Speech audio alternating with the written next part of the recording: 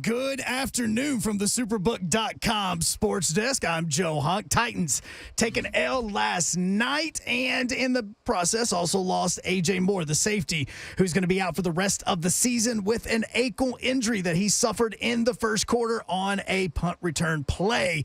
But the big conversation has to do with not only the missed kick, but what led up to that missed kick and the timeout that was used. Coach Vrabel was asked earlier today about that timeout, and here's what he said. And that was me just being very clear on where we wanted the football. You know, was it the left hash? Was it the right hash? It's this a game winner. We want to make sure that everybody was on the same page. That was my decision. And in good news, though, the Tennessee Vols have two players that were named Player of the Week. Defensive lineman Byron Young was named that D for his play in the Pitt game. But the Offensive Player of the Week was quarterback Hendon Hooker, 27 of 42, 325 yards passing and 2 touchdowns. For all your foundation repair and waterproofing needs, you need to visit USSTN.com. Breaking news at once on your home for the Vols, the flagship station for your Tennessee Titans, and home to a very upset 3HL. This is 104.5 The Zone.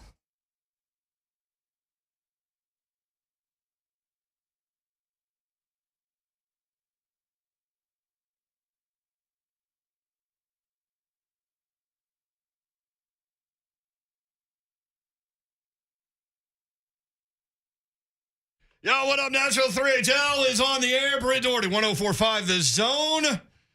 Your chance to vent. Let's get it out. Get it out of our system. This is your last chance today. And we are here for you. Just climb up on that comfortable little couch, put your little head back, and let it go.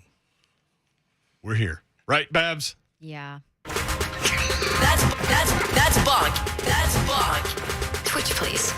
Twitch, please. We're going to get through this now. That Vrabel sound you just ran was bunk. How about this? I called the timeout because I didn't want to take a 5-yard penalty there, and there was one on the play clock. How about that? Yeah. My guess is you know where Randy Bullock wants the ball placed on the hash mark before the game even starts. Then there's a problem. But here's the deal. Vrabel is a player's coach. He's protecting his players for poor clock management. I guess, but what a throw to put them in that position. Yeah. And then it's almost like you're watching on television, you're like, where's the sense of urgency? Did everybody, I didn't see the All-22, and I wasn't in the stadium. So I'm just trying to figure out what happened in the 10 seconds that nothing happened. Were they all just like, damn, Tannehill, what a throw, man. Congratulations. That was awesome. Oh, wait, we got to run another play. Little pat on the back. There he is. He's Ron Slade. What's Tennessee happening? is all y'all. Go Vols, baby! This kind got We will get into your trip to Pittsburgh. no room. But hey, listen, I'm cool with taking time, man. That's not at the forefront for me right now. Because I know we handle business. Tried, 22, 23 different ways to lose that game, but still figured it out. Who's Tennessee? Yeah. You know what they did at the end in overtime? What? They threw it to their playmaker. Oh, that's a novel concept. We still don't know who the playmaker is. This is an interesting conversation. Babs, you have something? Well, if you watch the last drive, the playmaker was Kyle Phillips because Ryan Tannehill went to him 3 straight times. True. And on the flip side of that, he shouldn't be. Here's what's going to happen.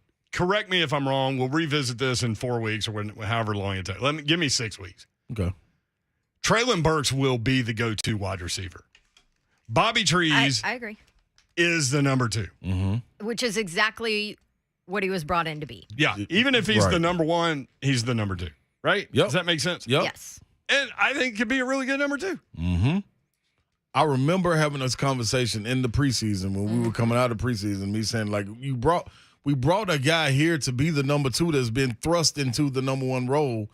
Why not just groom the guy to be? And once we got past all the asthma and everything, and then now we know what he can do, especially with the lights the brightest, man, Traylon played ball.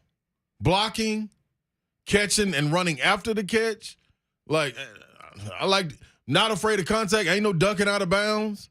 He lowering his head and getting to him. Let me see some of that Debo Samuel action with him. Instead of bringing Chig in motion, let's bring Traylon in motion. We'll get to that little play. Okay, I'm just saying. Just for note, that Chig's first NFL carry came on 3rd and 1 Yeah, salute. in a tight game in the second half. Take this. Do something, Chig. World. Show me really how good you are. Let's see. Somebody. Zone TV. You can watch the show. So if you're in your car or you're at work and you go home, you can still watch the show and contribute that way. Zone TV, Twitter, Facebook Live, YouTube, and Twitch. Twitch, please. We will make you. I promise.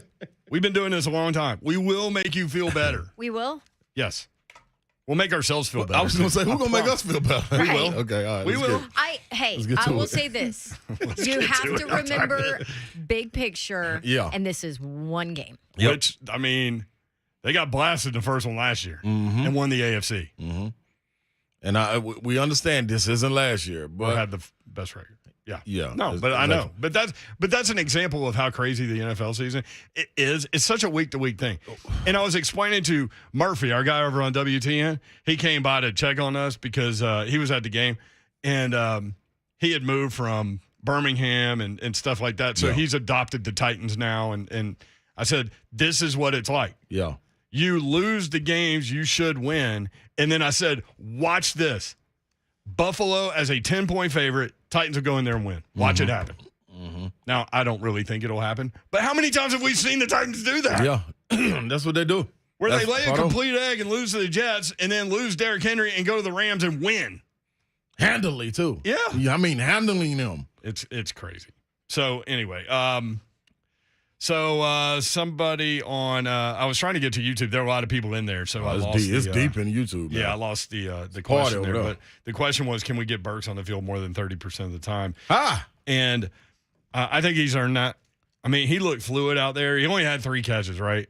But the one where he caught it and turned it up the field, I was excited about that personally. Traylon Burks played 22 snaps, 36.7% of the snaps. The one when pass interference wasn't called. Like, it's 2 guys on him, and you trust him to throw that because you know he'll go up and show you he can catch it. He's got a big catch radius. It's going to be either him or nobody. How's that not called? I have no – it wasn't no tangle of the feet or none of that. The quarterback knew he was beat, and it was about to be 6, so he put his hands on it. That's it. Now, the ball was overthrown a little bit.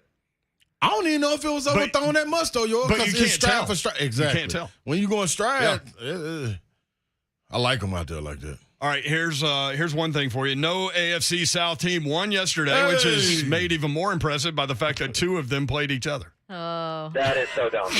That is that is so playing right into what the entire country thinks of the AFC South. Right. Right? And that's what I can't stand. I know. Goodness. It's supposed to be the NFC East. The Titans had not given up a 100-yard rusher in the last 12 games. They had gone 12 games without giving up a 100-yard rusher, I guess is a better way to say that. Saquon Barkley, 18 carries, 164 yards, and a touchdown. Here's the thing. The chunk plays got him. Yep. The defense last year didn't really give up chunk plays. Right.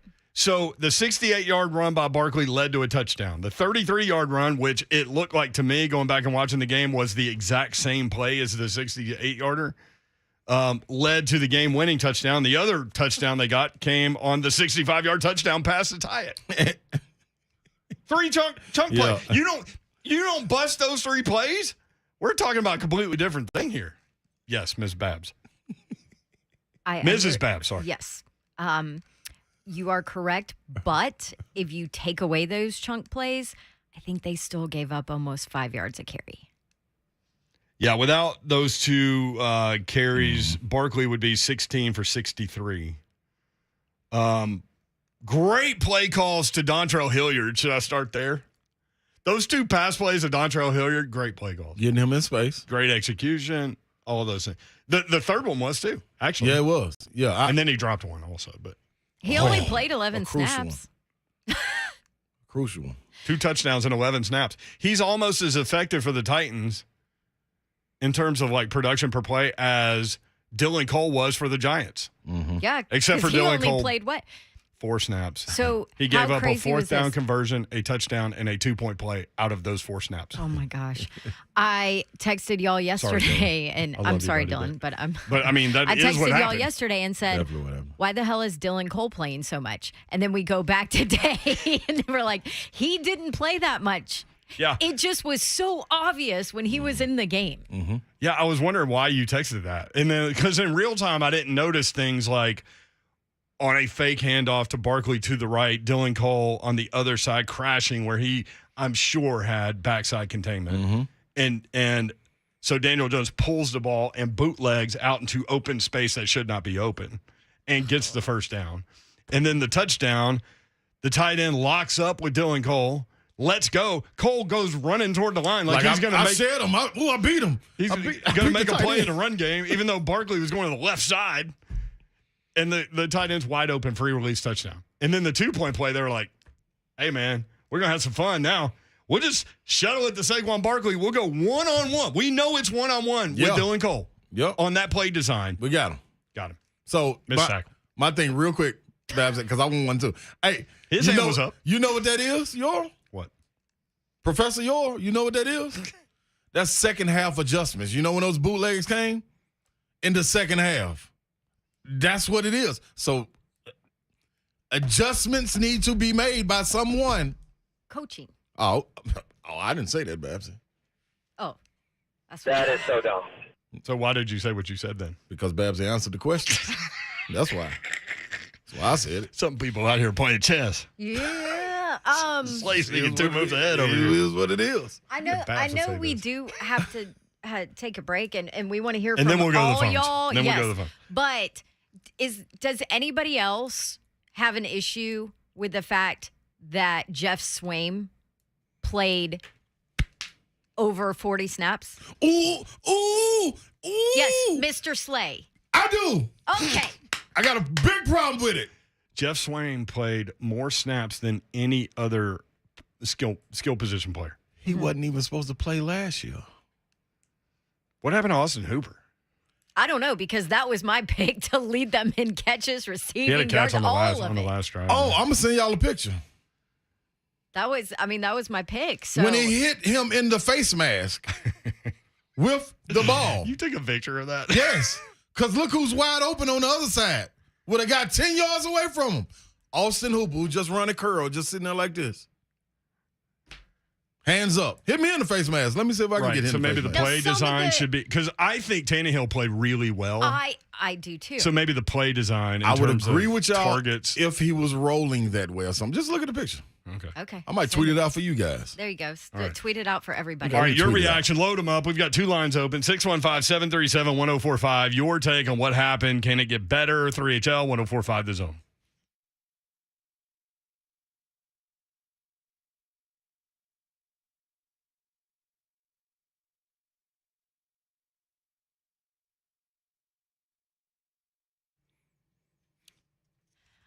Oh, ho, ho. One of the things I love about betting on the NFL, I'm always finding some new player or game props that I like. Let me tell you what's cool about FanDuel Sportsbook. You can combine these props with other bets from the same game to score on an even bigger payout. That's perfect for tonight's game. Build your own same-game parlay for a little Monday Night Magic. Russell Wilson. God, this one's going to be fun tonight, y'all. Russell Wilson maybe go over passing yards because, you know, he's going to want to show out against his old team, right? Go DK Metcalf. You could pick him to score on an anytime touchdown. And then maybe pick who you think is going to be successful running the ball and go over on rushing yards. There you go. Boom. Same-game parlay. Built, picked, win now. It's just one of the reasons that I like to bet with FanDuel. And part of the best part of it, or the best part of FanDuel Sportsbook, is the app and how easy it is. They've got odds boost and specials all the time. But I like the fact that I can just pull it up and find whatever I want to do. Live bet.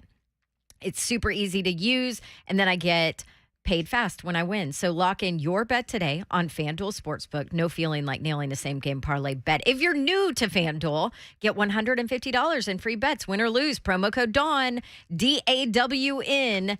DAWN is your promo code. Make every moment more with FanDuel, official sportsbook partner of the NFL. Get in before tonight's game. 21 and older and present in Tennessee. First online real money wager only. $10 first deposit required. Bonuses issued as non-withdrawable free bets that expire 14 days after receipt. Restrictions apply. See terms at sportsbook.fanduel.com. Gambling problem? Call the Tennessee Red Line 1-800-889-9789.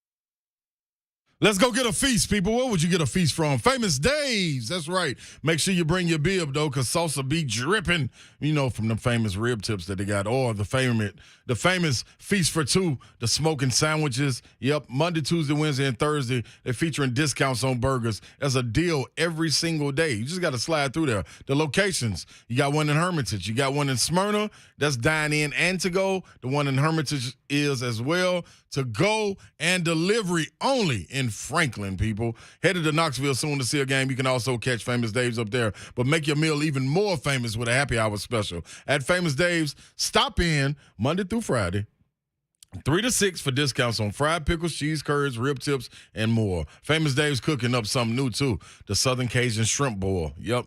Get on in there, get them potatoes, the corn on the cob, and a signature smoked jalapeno cheddar sausage. Only gets better, man. But make sure you bring a bib. They got the wet naps, so don't even trip. It's Famous Dave's.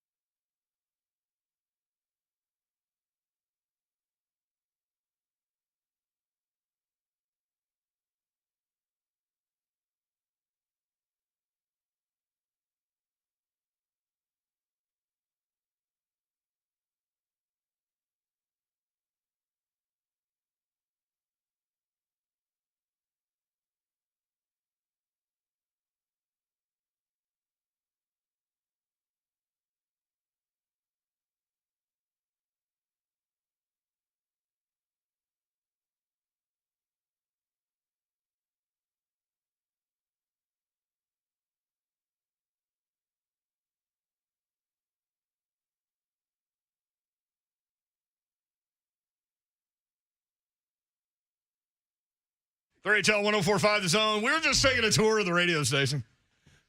Big changes here on the lot of world things we haven't famous seen. Music Row, the 10 building. That's what we used to call. When I got into radio in 1997, February 97, I worked in this building. Wow. And then I got moved over to another part of Music Row. And then I went to Knoxville for 1 year. And then I came back and went back to the place I had left on the other part of Music Row. And then I went to work for this company again, but over on 2nd Avenue where our building was. And then I came back here. You're just a Voyager. Yeah, which is actually where I met my wife also. Aw. Here.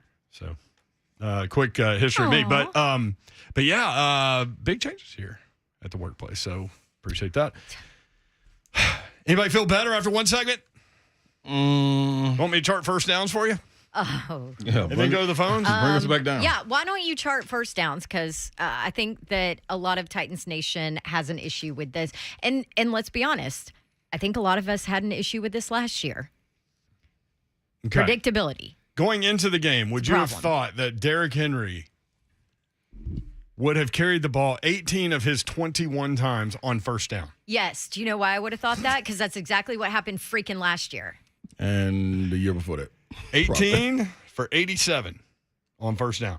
Tannehill, meanwhile, on first down. If you're thinking about things that maybe outside the box you could do that are not run plays with Derrick Henry, Tannehill was 8 for 9 for 128 yards and a touchdown on first down.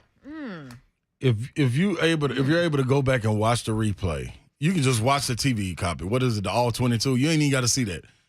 Buffalo. The Giants linebackers. I'm already here. You're already Yeah, on the next one. watch away, toes. I didn't hear you. But That's right. Listen, the linebackers for the New York Giants were frozen every time the play action went. Every single time. I mean, dead still, not feet chopping, not looking to the right, looking to the left, eyes glued to Derrick Henry. So the play action was wide open for receivers. And even if it wasn't wide open, it was NFL open for guys. I just don't. If you're 8 for 9, at some point you got to look at us. I know you're not supposed to look at stat sheets, but in the pros, it's okay to grab the stat sheet and look at it and be like, hey, what's working?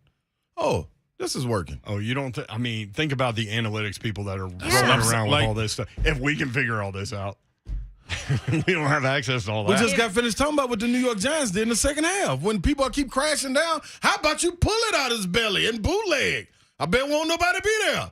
Matter of fact, we'll run it 3 times in a row. I wonder if the Giants were telling the Titans what was coming. Hey, man. Like, that was that confident down the stretch. I mean, they were running out of the same formation, just flipping it, same motion, just flipping it. Man. A-D-U. Now I can't spell it. What you gonna say? A-D-J. This is like 60. A-D-J. This is like- U-S-T. This is like 60% of the Auburn fans in the building. You're right, Babs. UP. Yeah. Wait, what's the rest? A-D-J. By the way, U-S-T. Yeah. Hunt told me that Auburn was going to cover no problem. Yeah, because I thought that. Never, ever. I'm never picking Auburn to cover. Hey, ever now, again. San Jose State beat Arkansas before. I know. When? What was it, With 7 Chad years ago? Morris. It was, I worked that game. Shocker. Okay, not Week this one. year. No, but still. That just that saying, offense it's- is so They're bad. so bad. So bad. They almost they were in the running for the offensive line of the week. Oh, I've got this offensive line. By the way, let me just tell you, I like how you got your hand up. if your favorite team needs us to provide your locker room with motivation, we We're are here. here for you. We're here for it, baby. Open arms. Do you have the Kentucky locker room after the game? Is that why Come you're on in. putting your hand over there? First thing I gotta say, it's too soft out there. Mark Stoops, we are glad to provide you with that motivation. You're welcome. You ain't got to look far. Just Week tune 1, in. Kentucky's Offensive Line of the Week award. Who will it be this week? Oh. Oh, I'm It's ready. coming. I mean, better last believe it. week we didn't even have to look at Yeah, it. you Like just it was Close your eyes and And point. listen, it was listen. like, well, we know it's Kentucky. So Will Levis was getting killed in the first half. They must have given another soft speech at halftime Yeah. because they came out in the second half. They ran the ball down Florida's throat. And I told y'all last week, like, I thought Florida would win the game, but I I was conflicted and made a case, if you'll remember, for either team winning because I was concerned about Florida. I said, I know they beat Utah, but there are some concerns here, I think. And that's with the quarterback looking middle and right and nowhere else. One read and run, things like that. Also, giving up rush yardage, which they did against Utah and they did against Kentucky. You can run on Florida all day. You're right. Cosell shared those same sentiments with you about Anthony Richardson. He went off quick with it, but that was right. 615-737-1045. Yes, he is the one that said that. But after you had already said that earlier in the week. He just confirmed it. We'll get into some college football at some point today. Also, Mike Keith, Buck Reising, Chris Lowe will join us. But your phone calls, all lines are flooded. Let's go, Jody and Laverne. Jody, what's up? Good afternoon, peeps. I just want to say, first off, go Vols. Let's go! We're going to be 3-0 when the Gators come to town. You better believe it. By the way, Tennessee, a 48.5-point favorite this weekend. Get a beat! All right. My Titans question is, I didn't quite agree with the play there right before the field goal try where Tannehill kind of downed it. I felt like we had a little more time to get the 5 or 6 yard out to the sidelines. It seems like that play, the yards we lost, how close it was that we missed. I just felt like they could have done a better job with that. And I'll just get your opinion on that. And go Vols, and I'll hang up and listen. Well, here's the thing. If you make the kick, we're all still talking about all of these things, but you're talking about it having won the game and being 1-0. It's much different. Well, and it's frustrating. All three of us have said this same thing. How frustrating is it to go back and watch this game? And I'm sure for them, knowing that you were the better team. Yeah.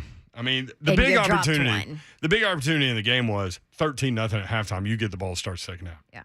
Go down the field. You've got time to script out another series. Go down the field, score a touchdown, and end it right there. And it just didn't happen. They had chances to end the game like the Vols did. The Vols had plenty of chances to get a 2-score lead and couldn't do it against Pittsburgh, and then had to go the distance and beyond. But yeah, you're right. 615-737-1045. Let's go to Cornbread. What up, Cornbread? Cornbread! Hey, how y'all doing today? Hey, we're good. My thing is, man, I got respect for Coach Narduzzi. He's a great coach. But, man, how are you going to sit there at your halftime interview and still say that Brew McCoy ran out of bounds on his own accord and that your cornerback did not shove him out of bounds? I mean, come on, man. Coach, you got to do better than that. Even Ronnie Millsap saw that your defender pushed him out of bounds. And Brew made a heck of a doggone athletic play to get back in bounds and then make that catch in the end zone. I'm out. Yeah, that was big time. I didn't even get to hear them say that, but yeah, I didn't hear that. Yeah, no, just go back and watch the TV copy. You were in the stadium. In the building. You were in the building. Yep. You were definitely not in the press box. Press box could not handle you. I tell you what, man, it's nothing like watching. Out so quick. Yeah, you got. It's like the library in there. For those that don't know, there used to be these things with books, and you would go in there and you could check out a book and bring it back, or you could stay there and read. They were called libraries. They were really quiet, like the Bluebird Cafe. Maybe y'all know that one better.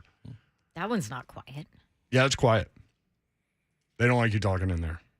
Well, but they have music. I mean, yeah. Like that song. But like you as a patron can't talk. Oh, yeah. But like the library is, you could hear somebody like chewing their gum in a library. Yeah. Oof. Never been though.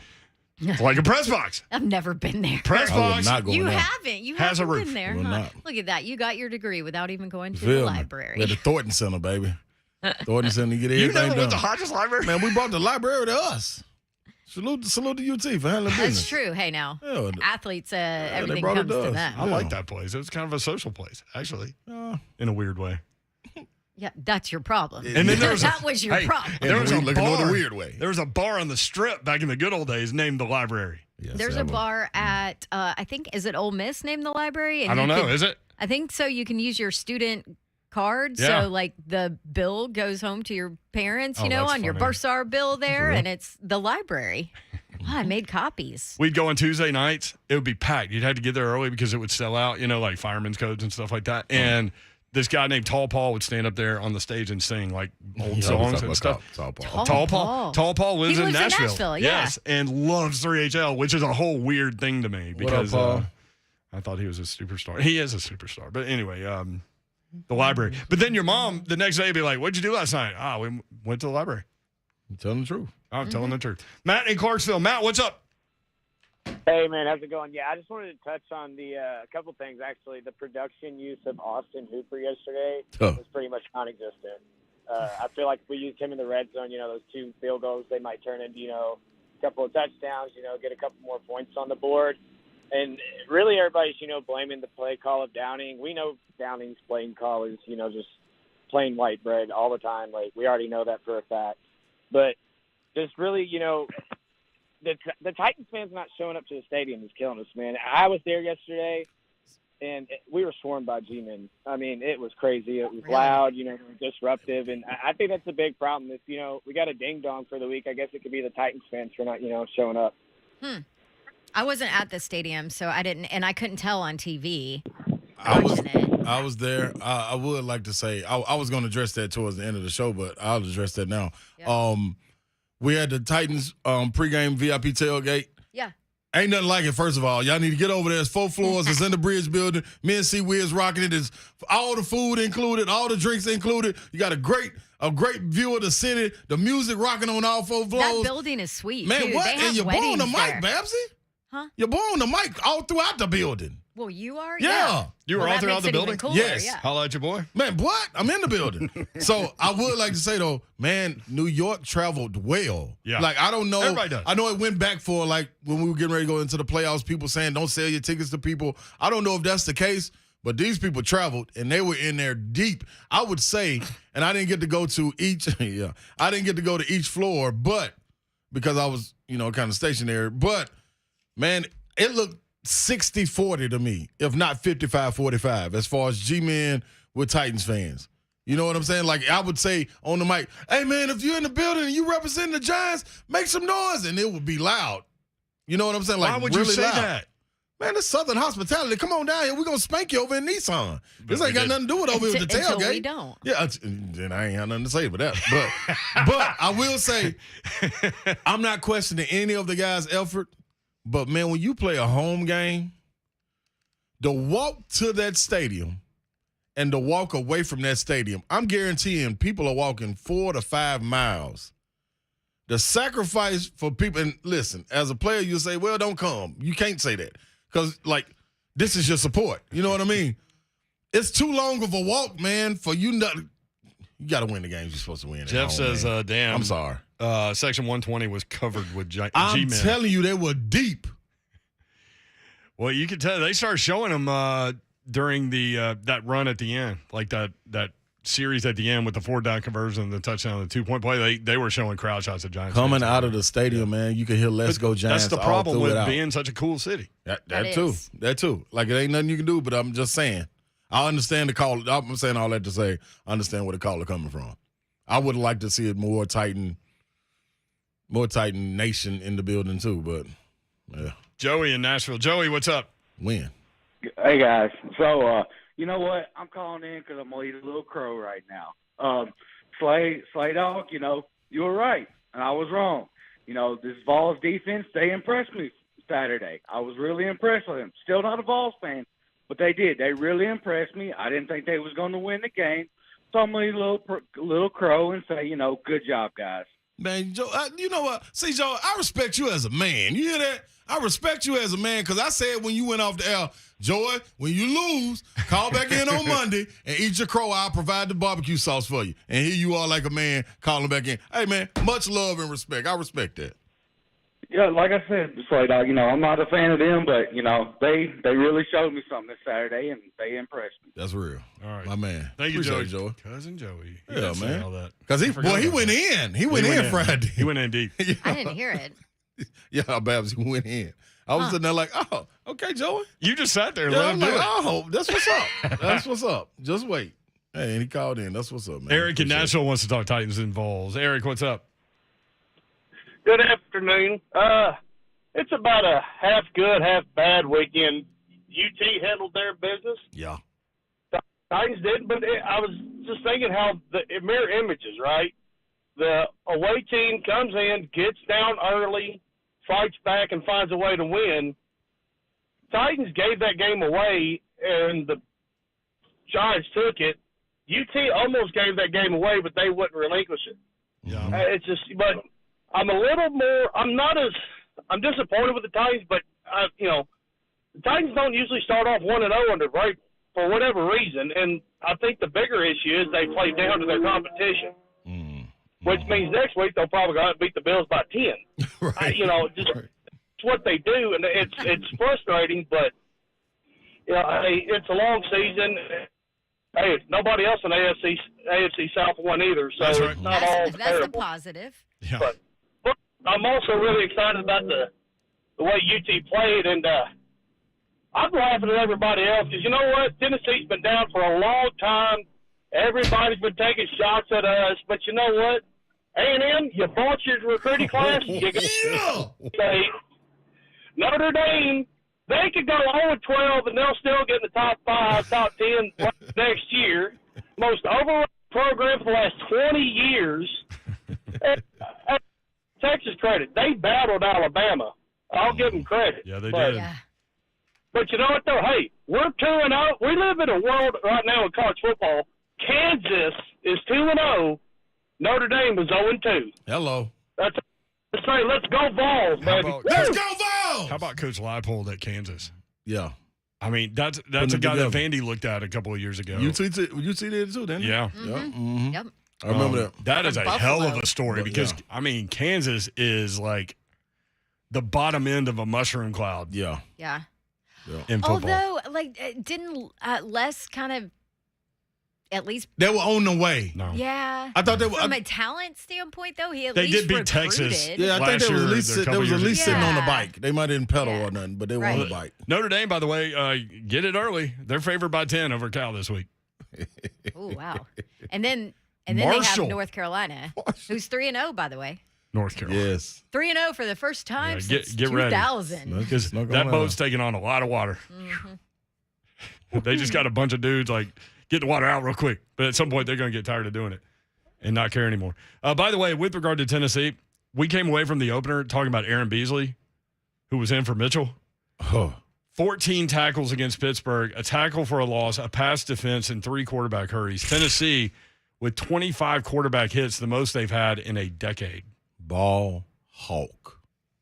And that was the big question coming in. What will this defense be? Because they were so thin last year. So thin. All I can hear It's still while a watching question the to game me. is you in It's the back still- of my head, Babs. Yep. You're It's the still a only question person to I me because they had so many blitz packages. And when they figured out that Keaton Slovis, before he got injured, couldn't, which is a whole other funny, not funny, haha, but Keaton Slovis couldn't figure out pre-snap where the blitz was coming from. So they just started, just in. And then at one point, you asked who the announcers were, and I didn't even pay. Like, I was so into the game that I didn't even pay attention. I don't have any idea. Yeah. Was it Todd Blackledge? Because I saw him do food at some point. So, yeah, him. Blackledge. Yeah, it was Blackledge. Yeah. So Blackledge goes, Keaton Slovis ain't going to make it through the year if they don't button things up front. Well, like 3 plays later, he got injured. They got a veteran front, though. There was, that All was those supposed guys to be one decided of to their come back strengths. together. Yeah. Yeah. And there was a funny tweet too. I'm working the pit game next week, so this is why I've watched all the Twitter talk about it. But there was a funny tweet that somebody put out there. It said, "Hold one thing in your life as long and as hard as Keaton Slovis holds the ball." But it's funny. One of their players last week said Tennessee's a pretty team, which is.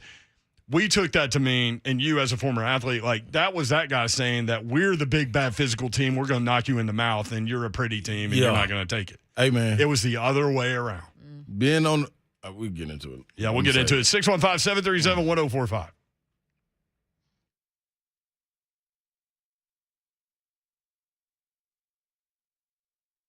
Are you getting hit hard with higher costs, higher interest rates? Is your credit card rate going up every month? How about wiping out those credit cards before the holidays? Time to call Loan Pronto because your home equity can rescue you now. Your home value is still way up. Ton of cash that you can get now. And Loan Pronto, that's who you need to call to get it done. They specialize in zero-cost cash-out home refis. Get tens of thousands in as little as 2 weeks. Pay off those credit cards. Consolidate everything into one super low payment. Take care of yourself. People who do this usually cut around $800 from their monthly budget. How about that? Even if your home mortgage rate goes up just a little bit, which it might, it is still offset by your credit card rate going down to 0. And when rates come back down, Loan Pronto will be there so that you can refinance again for free. That's the beauty of Loan Pronto. Don't wait. Call Loan Pronto. Let them help you. Do it now, and you could even skip your next 2 house payments altogether. 615-499-5780. Find out what they're all about at loanpronto.com. 615-499-5780. Equal housing lender, NMLS 1661781, subject to lender approval.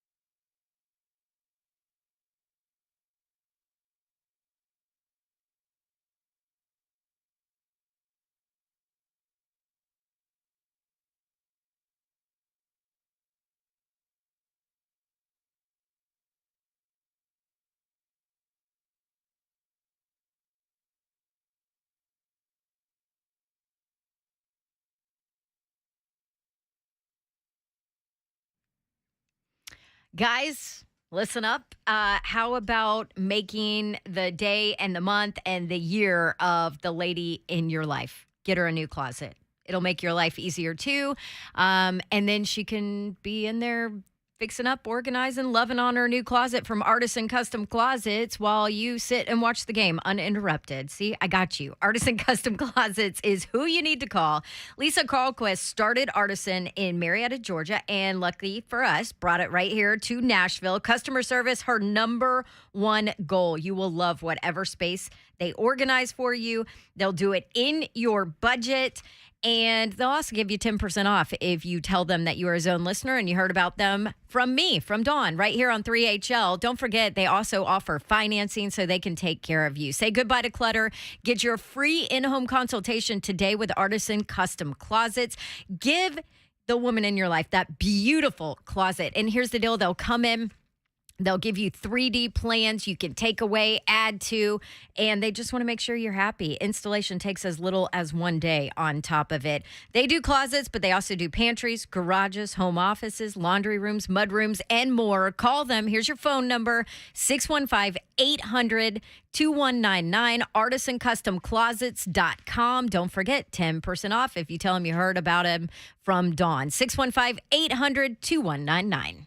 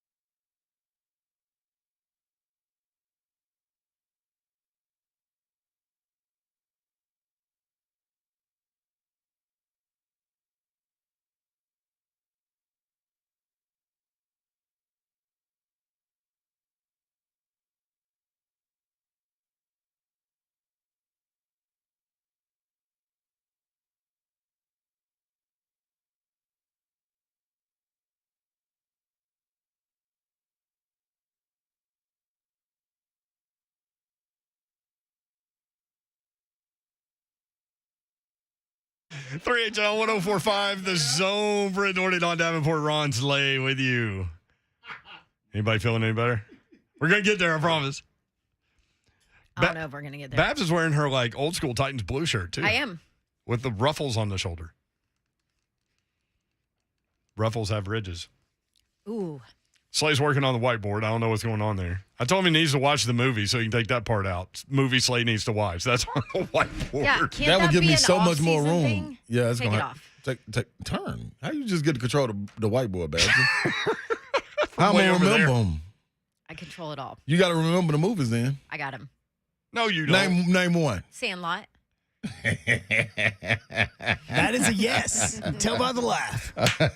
Wildcats is another one. Sliding Doors is the other. Hey, Babs, you need to stop. You don't need I think Wildcats needs to be first because it's football season. And it's like a really young Wesley Snipes and a really young Woody Harrelson. I really didn't expect that to get done. And then there's this big dude on the football team named Finch who's really smart. Yeah. But he was like Mount Cody. Remember when Mount Cody went up to block the field goal against Tennessee and like his gut was just hanging out in the air? That was a big boy. And he threw his helmet, which should have been a penalty, but Yes, he that's did. neither here Slung nor it, there. man. I mean, threw that thing. Like fourth row. Yeah. Student section 3. Like the guy from what was it? Florida that threw the shoe. Oh, that's right. We need to get an all clothing throwing team. Should we do this offensive line now? Yes. Babsy wants to know so bad. I want to know. SAWFT soft. Listen, we're going is to take it? complete credit for Kentucky's win over Florida by naming them to the they were named offensive line of the week last week. By the way, And that's it on was, Monday. I mean, there was no argument. No, and they used it all week, that coaching staff. They tweeted about it. The first thing out of Mark Stoops' mouth in the locker room was, okay. We soft now or whatever he said. But anyway, You're he supposed used to hit it. that, huh? Right there. Who's soft now? SAWFT. No, not that. that. Mark Stoops. Come on, honk. First thing I gotta say is who's soft out there? All right, so And listen to everybody. Like, which team did not perform well up front offensively that will be able to use this as motivation and get a win next week? So I got an announcement first. Oh, you got an announcement? Yep. The offensive line of the week is spelled SOFTFEN. So it could be either side of the ball. Oh. Just want y'all to know that. Oh. Okay. So this week, with that being said. So the soft offensive. Like right. Offensively soft. Yeah, there you go. Okay. Yeah. So the offensive line of the week goes to the one and only Texas A&M. The offensive and defense. Thank you, Hon. Yep, the offensive and defensive line. Listen, both of them. We came out of that opener with Texas A&M. That was one of the things we talked about. Their offensive line was not good in the opener. And then Haynes King hit two big throws that kind of made that game seem like it wasn't as close as it was. But he was forcing throws and everything. Haynes King struggled. Yeah, and then listen, you got the defensive line as well. You got the number one player in the nation in Nolan, who still ain't jumped off the page yet, or the camera, or anything, the ledge or anything. I haven't seen him. Is he there? Who knows? He's number 88. I guess I was too. I guess. But 18 minutes and 17 seconds of time of possession in a game versus App State. So salute to App State. You just made Texas A&M get the offensive line of the week for me. Appalachian State. SAWFT soft. Took out number 6 Texas A&M in College Station 17-14. The Aggies had 97 passing yards and 89 rush yards. Wow. That's 186 yards of total offense. They only had 9 first downs. App State had 22. Time of possession, as you said, 41 minutes, 29 seconds for App State. Haynes King, 13 of 20 for 97 yards. Yikes. Both sides of the ball get it. So now y'all can use that going into the week, Texas A&M. You're welcome. There you go. Can we give a 1A team? Yes. Yes. Most definitely can. Oh, here we go. Here we go. My offensive line of the week. Yes, sir, y'all. Goes to South Carolina. Ooh, big ball. SAWFT soft. How many sacks did they They give were up? playing they were playing a good team in Arkansas. We all think that, we all love Jefferson and all this stuff. South Carolina, 29 carries, 40 yards, gave up 6 sacks, 9 tackles for a loss, and 6 quarterback hurries. Jeez. South Carolina is my offensive line of the week. That's a good one. Pitt, by the way. SAWFT, soft. Pitt, by the way, 4 sacks given up by their offensive line, 9 tackles for a loss, 25 quarterback hits. They could be in the running, too. Well, they sent them from everywhere. They could be in the running. And by the way, Kentucky, they are off the list. 202 rush yards over Florida. And by the way, Florida gave up 230 rush yards to Utah. Hey. I think there's a book out on the Gators. Good job, Kentucky. Way to get off, man. First thing I gotta say, it's too soft out here. Now, from a Tennessee-Florida perspective, I don't like those stats because I don't think that Tennessee can take advantage of that. I'm not impressed with Tennessee's run game. So guess what, y'all? I'm not sure. I don't think what we saw in that Pittsburgh game was them at their best blocking and running. Because you got to imagine, if some of those passes were hit early, then you open it up more, and Pittsburgh don't get the blitz like that. And I think they shove it down their throat, being the Vols against Florida when they play them 24th. We'll see against Akron.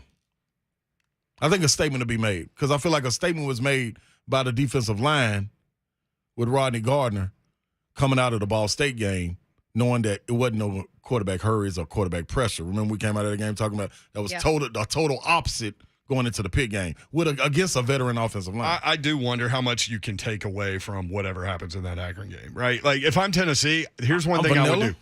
You're vanilla, but I would establish Brew McCoy as a playmaker. I would make Florida have to try to defend that guy. You talking about a dog? Because right now it's Cedric Tillman. Brew McCoy did show some stuff against Pittsburgh for sure, and we all see that it's there. But, like, can you get him 12 targets and get him 8 catches? That's what I might try to do against Akron. I know. Well, and put him in a position mentally to be the guy. To be another guy. Let me tell y'all something. I'm telling you right now, they understand what they got in them. Brew understands what he got in them, too. I just think in those moments right now, like you always say, the trust ain't built up there yet. He know what Tillman going to be because he abused that corner for 3 possessions. Yeah, like Brew, that overtime touchdown. Oh, no, I'm saying Brew. Yeah. Like on those stops, like he's coming back and snatching the ball. Were you watching from the field or were you up top? Both. Okay, so you saw it. Yeah, and you can see Brew. Brew is looking. We were the only ones on the sideline early when they were warming up, and he came over and was like, "Yeah, it's on. It's on." So he know who he is, and that man huge. Yeah, he's huge. Hey man, just wait till the Florida game. I don't even think you see it in the Akron game. I kind of think you do. I'm with Brent though. I kind of think you need to establish that. I just got something, man. I'm gonna be real. Right now, Florida's going to roll coverage to Cedric Tillman, and I know that Brew McCoy's got that. I don't know that they've seen that on film necessarily. You know who I would get going? He did in show it a little game? bit against Pittsburgh for sure. Akron game, I would get Fant, the tight end, going, and I would get the running game going. That's what I would get going. Yeah, because the tight end, he's key. Definitely need to get the running game going. Yeah, you got to get that running And if you going. could show the tight end, that's what I'll get going. All right, 615-737-1045. 3HL, the Monday edition. It is Reaction Monday all day on 1045 The Zone.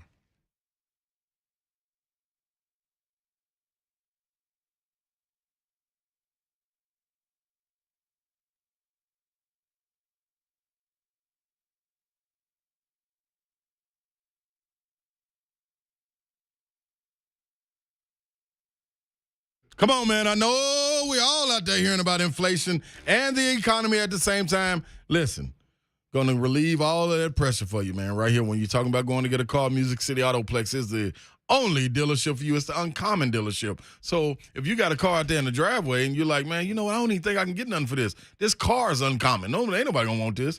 Take it on down to Music City Autoplex where they will give you an extra. You hear that? Extra. $500 guaranteed on any written trade offer. Yep.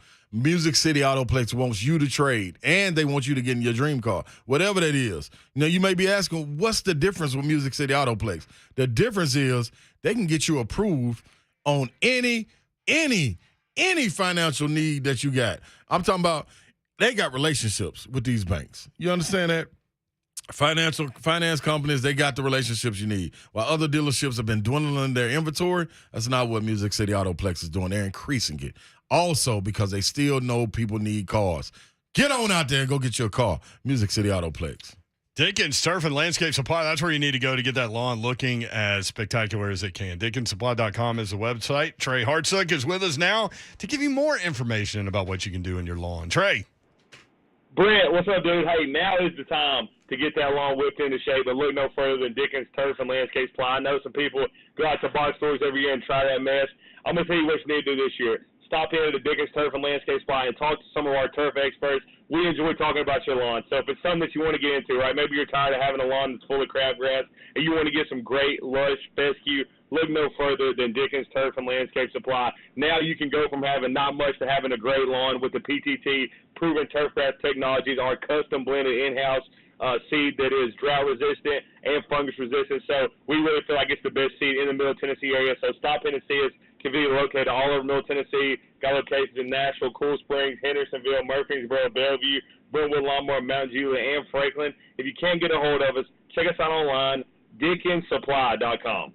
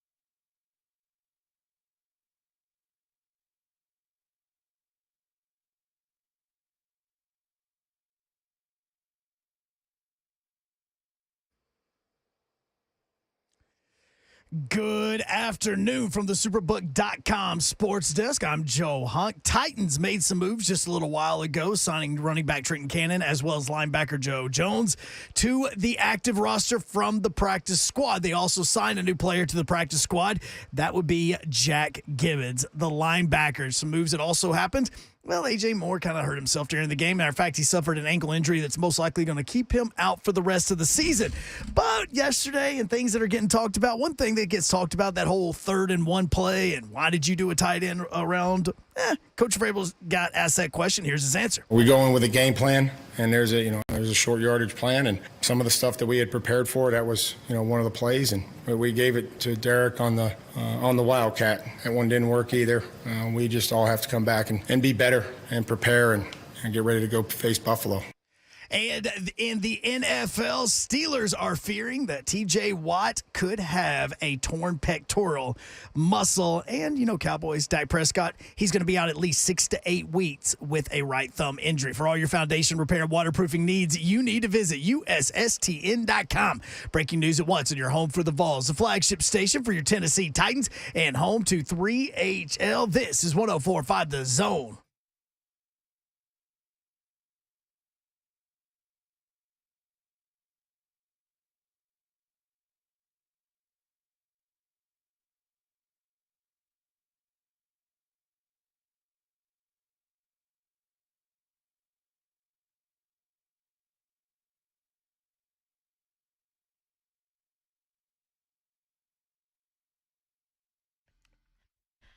Welcome in. Welcome in 3HL on 104.5 The Zone. Dawn Davenport. What? Just play my intro. Why am I the only one in here? Play my intro. Here we go. That's Bonk. That's Bonk. Twitch, please. Twitch, please. There you go. Twitch, please. I'm flying solo, apparently. They got bigger, better things to do. Welcome in 3HL Mayor Brent Doherty, Ron Slay. I'm Dawn Davenport, Joe Hunk behind the glass. Glad you are with us. We call this like a, I don't know, feel better Monday, therapy Monday, couch session Monday on 3HL after that Titans loss and, talking to the boys and everybody. I'm not sure there's anything more frustrating than watching a team. Hi, you going to join me or what? Watching a team knowing they should have won a football game when they didn't. Yeah, that's tough. I think heartbreaking is probably a little dramatic of a comment because it's week one. So I'm here to bring the positivity. Don't worry, it won't last long. And say that it's one game. It's week one. It's one game, and I felt like we did see some good things, right? The rookies looked good. Well, and from a fan perspective, because I grew up an Oilers fan, right? Like, so when the Oilers moved here, that was a whole different thing for me, and then I end up in this business, whatever. But I still watch the game from a fan perspective. That's why I always go back and watch it again to be more analytical about what happened. But in the moment, that one hurt, man. Yeah. I don't know. I told my family, I was like, give me 15 minutes to get over this. And then it drifted on into the night. That one was hard because you're watching, and it's obvious who the better team is, to me. Very obvious. And for whatever reason, you end up in a battle. And the Titans have multiple opportunities to make that thing, number one, 20-0, or take a 2-score lead. But they just they handed out multiple chunk plays in the second half. Mm-hmm. And that's what bit them. Yeah, and it never should have come down to a game-winning field goal in the first place. But then once they get to that point, and I thought Tannehill was good. I did too. And especially on that last drive, he did exactly what you want your quarterback to do. He engineered a game-winning drive minus that whole debacle of timeout and was that him? Poor clock management. No. Okay. But still, you're in charge. Right. So you're in charge. Like, you're the guy. Yep. Y'all take this the way you want to take it, but this is what happened. They had the big play to Kyle Phillips, which was an awesome throw by Tannehill. Mm-hmm. Perfect. Especially given the moment and given what they're trying to do in the moment. And then the next thing you know, there's 2 on the play clock, and then 1, and then Tannehill's trying to snap it, and a timeout's called. Right. So the timeout was called clearly to not take the 5-yard penalty. Mm-hmm. Right? Mm-hmm. Well, no, that's not what Mike Vrabel said. That's not what he said. Hold on, it's coming. All right. That was me just being very clear on where we wanted the football. Was it the left hash? Was it the right hash? It's just a game winner. We want to make sure that everybody was on the same page. That was my decision. That's tough. I think he's taking up for protected people. His team, yeah. Because it's not like Randy Bullock's a new kicker either. Like, where he likes Mm-hmm. it. Well, and those things change, I think, from game to game, maybe moment to moment, with wind and weather. With feel, with all of that. But Mike Vrabel is the most, controlling, buttoned up, mm-hmm. detail-oriented guy. Yep. They had that conversation way before that. He called the timeout to not take the 5-yard penalty, which I get. Totally get. But even then, I mean, everybody's feeling good that Randy Bullock's going to make that kick too, right? Yes, without question. He just made a 4-6 yarder earlier. I will say this, though.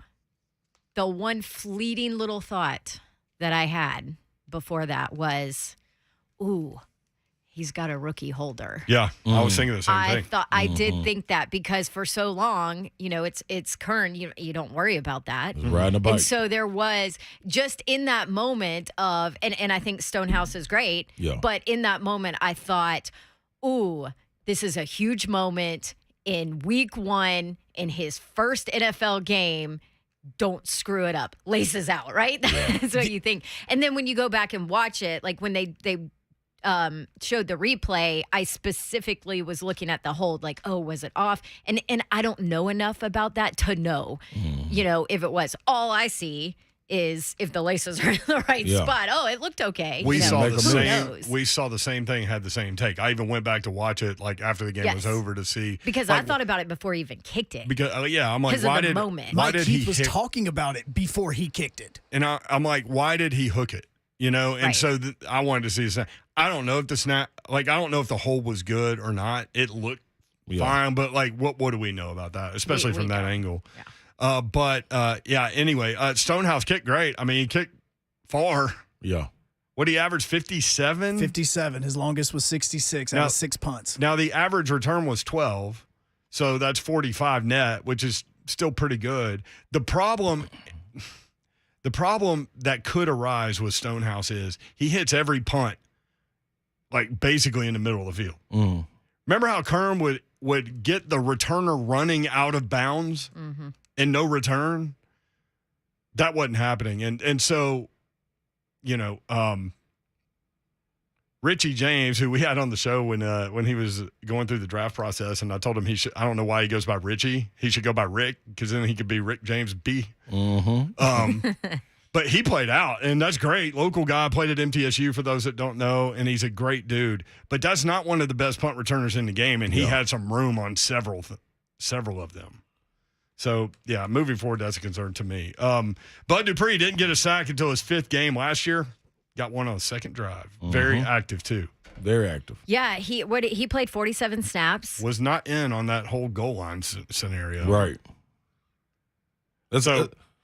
Yeah, go ahead. There's a lot of questions in situations like that. One with Derrick Henry also coming out, I believe was it the second quarter or the second half when he held his helmet and they went with Hilliard. He went in the tent for a second. Yeah, he went in the tent but came out and he apparently was ready to go because he was standing right beside the coach, but he had his helmet off, so maybe that was something. Then Bud Dupree and also Weaver not being in on some occasions, the way he was playing. And all we've heard from a guy like him is his motor. He always keeps going, and I think that's what we needed. A lot of those situations. A question I want to ask: was this a situation where, because I don't remember the defensive line not being able to get upfield, our defensive line against them in the second half? Was it coming out in the second half and you feel a little antsy about going to get the sack and you lose some of that discipline? Because it looked to me like my guess is they were undisciplined at times in that second half, chasing the ball, or where you thought the ball was going to be, instead of let me stay with my assignment. You know what I'm saying? I did notice some of that when I went back and watched it again. To watch that kind of thing, I'll have to watch it a third time, and I don't know if I can do that. But we will have Greg Cosell on Thursday, so we'll see what he says about all that. But my question is the same one you had, and then I was also thinking, since Barkley broke that one run, did that pause everything a little bit? But I still saw them. I still saw them getting up the field is my thing, and I want to know where going towards the end of the season and when we acquired Zach Cunningham, David Long was a heat-seeking missile towards the ball. Zach Cunningham is a guy, when you talk about stopping the run, you want him sitting in the middle. These are two guys that this should have been your game. They couldn't block the front four. So was it the front four that were getting upfield and shedding blocks, or was it them not holding their block and just going to chase the ball for the sack? No, I think that's an accurate point. When you have as active of a defensive front as the Titans are, that's keeping offensive linemen theoretically off linebackers. Right. And so you're right. David Long, coming out of West Virginia, was a see-ball, hit-ball guy. Like, he was a ball chaser. And that was something that that he has worked on, and I thought has become a really good player. But then you pop in the the NFL Red Zone in the 12 o'clock window, and you see Rashaan Evans out there making all these plays, and you're like, Yeah. 615-737-1045 at 3HL1045. Loaded lines. X in Nashville. X, what's up? What's up? How y'all doing? Oh, man, we're what's talking happening, our way X? through this thing. Nah, look, Ryan, you know I had to call you first to let you know about them Vols. We in the building. We're in the building. You better believe it. Don, your Tigers owe me some money because they lying to that softness, that segment y'all just had. They should have been on the offensive line. Yeah, man, they soft. They so soft. My little boy get through that line on them. X. It's not you, Babsy. You're not soft. Come on. Go ahead. Let No. it out. I mean, you're not wrong. We'll Let wait it till out. Friday. But no, I was saying, like, the game, didn't it look like you was watching, like, a Madden game? Like, it's 3rd and 1. You know what I'm saying? Yeah. But first off, that big run Derrick Henry had, I had a Ryan moment. We in the building. Why we didn't keep running? Why he got those yards, then he put us in a situation, I think it was, like, later on that drive, it was, like, 2nd and 3. Why not go back to Derrick Henry? You know, or go whoever that little backup was. Why not go to him? You know, but overall though, Titans, we just, you know, fans just chill out. You know, Traylon Burks, he's gonna be nice. We've seen that. Cal Phillips, I mean, he had that drop fumble, smack his head, but you know what I'm saying? He all right. We just gotta chill. But Todd Downing, come on, man, you playing Madden out there on All Pro, like, come on, man, you doing a PA rollout on 2nd and 3, like, come on, bro, like, Right. go straight up the middle. They were scared of Derrick Henry. I mean, you know what I'm saying? Do your thing. Third and 1. See, X. Hand the damn ball to the king. No. We got to get the first NFL carry to the tight end. I mean, come on. Can I ask you this? That was the headset conversation I think that happened. Yeah. Something. Is Todd Downing? I was downing, you were Vrabel. Right? Yeah. Although I think Vrabel's conversation might have been a little more colorful than mine. And I used the word damn. Is Todd Downing overthinking things? Is he outthinking himself? A lot of those guys do that, I think. Get too Here, smart. But how do you do it 2 years in a row? Let me be the smart guy in the room that they never saw this coming. And they sitting there like, yeah, we did. We do this all the time. Ed, Murfreesboro Ed. M-Borough Ed. By the way, congrats to MTSU. They popped back Colorado in Colorado State, State. Yeah, that was big. A 13-point underdog. They win by 15. Congrats to the Blue Raiders. Blood in the water. Attaboys stock. And that's a big one coming up in Murfreesboro this week. TSU and MTSU. It's you. Yes, The right. aristocratic bands will be there. Sophisticated ladies will be there too. So I will be there. It's going to be fun. M-Borough Ed on Twitter. I think the Titans game is hitting so hard because they ended last season with a crappy game. They should have won. Then they start this season with a crappy game. They should have won. He didn't use crappy. We'll be right back. 3HL 1045 The Zone.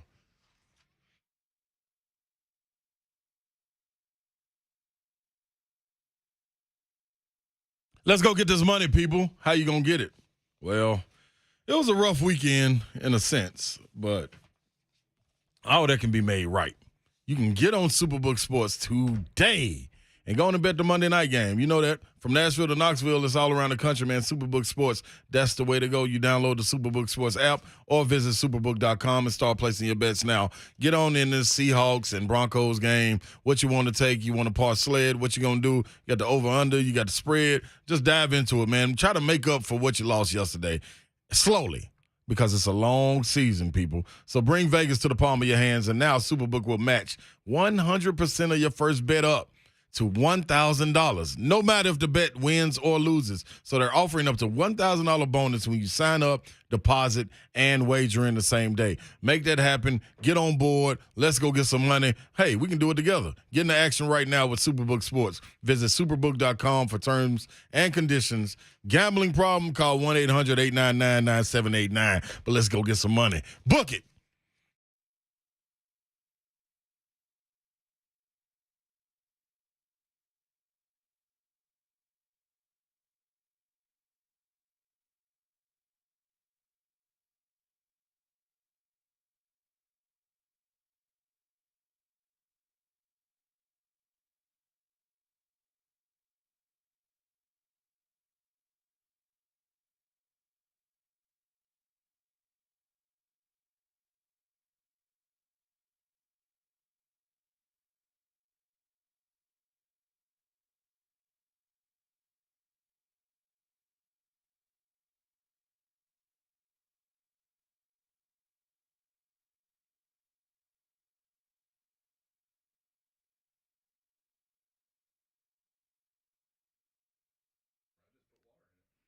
VOTT coming up next. Mike Keith, voice of your Tennessee Titans, will join us right here on 3HL. Let's talk about the aging process. I know really nobody wants to talk about the aging process, but it does affect all of us. And maybe it's affecting you from a standpoint of you don't have as much energy. You don't feel like yourself. You don't feel great. You need to sleep better. Well, LT360 is a company that can help you to do all those things. Maybe you want to get healthier, get off prescription medications, or maybe you just want more energy. And that was actually me after I had a baby. I wanted to make sure I was around and I was present for my little girl, and I wanted to feel like myself. And LT360 has helped me to do that. They are a non-pharmaceutical, all-natural, affordable healthcare solution for you. They will help you from a standpoint of teaching you how to live your best life, whether that is food, supplements, you name it. They'll do a complete body composition. They'll figure out why you aren't sleeping well, why you don't have energy, why you don't feel good. LT360, they can make your life better, wake up rested, reverse disease, diabetes, high cholesterol, lose weight, find more energy. LT360 is who you need to call. Here's your phone number, 615-815-0390. I've talked to a bunch of people that have joined with LT360, and they all say the same thing. It's been life-changing. Let it be that for you as well. 615-815-0390. The website, if you want to learn more, lt360health.com.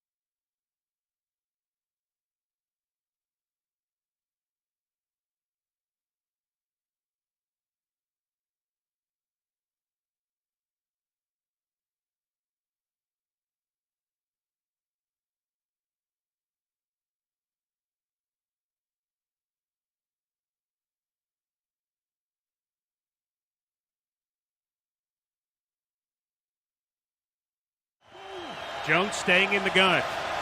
Jones under pressure. Hit. Sack. Ball free. But Dupree has it. What a play by Big Jeff. Not only is that 100 from Kroger to Second Harvest Food Bank, that's a takeaway for Big Bud. 3HL 104.5 The Zone. Britt Doherty, Don Davenport, Ron Slay with you. The voice of the Titans, Mike Keith, joins us every Monday at this time. Mike, how are you? I'm okay. How are you guys? We're good. That was such a strange game, and this was just my take as I took it in. That I never thought that the Titans were going to lose that game, and then they did. Isn't that weird? I know how you feel. Yeah, that was. But when the 80-yard run happened, that was when I should say the 68-yard run, the 90-yard drive happened. I became very fearful because when things like that start to happen, teams gain life.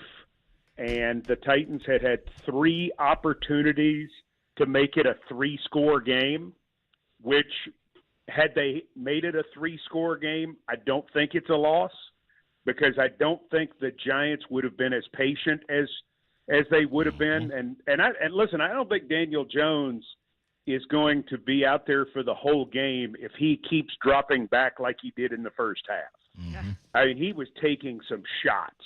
And the fact that they were only down 13-0, and so they came out and they said we're going to run the ball. And as sure as they did it, they pop off 4 runs for 90 yards. They're right back in the game. The Titans go all out to stop the run, and Shepard gets behind them, and it's a 65-yard touchdown. And then all of a sudden the game's tied at 13. And yet it looked like the Titans were still going to do enough to get through.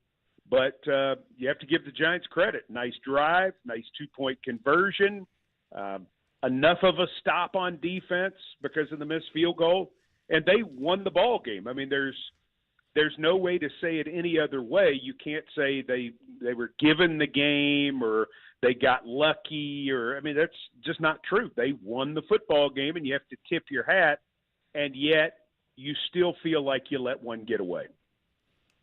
Yeah, I think it was that opening drive of the second half, Mike. That's where the Titans could have gone up 20-0 and been fine, I think.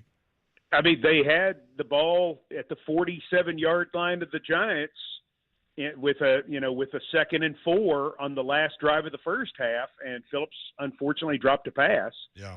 And then the third down pass was errant, and they ended up having to punt there. But they're on the move there.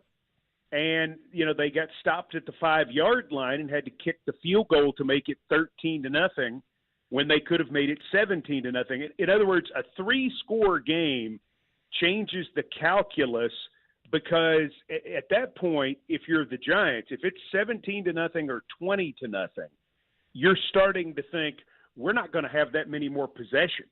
We've got to go. And, that – The 2-score thing and the fact that they scored so quickly in the second half, suddenly they're able to do the math and feel really good about it. You know what, Mike? I'm going to say this, man.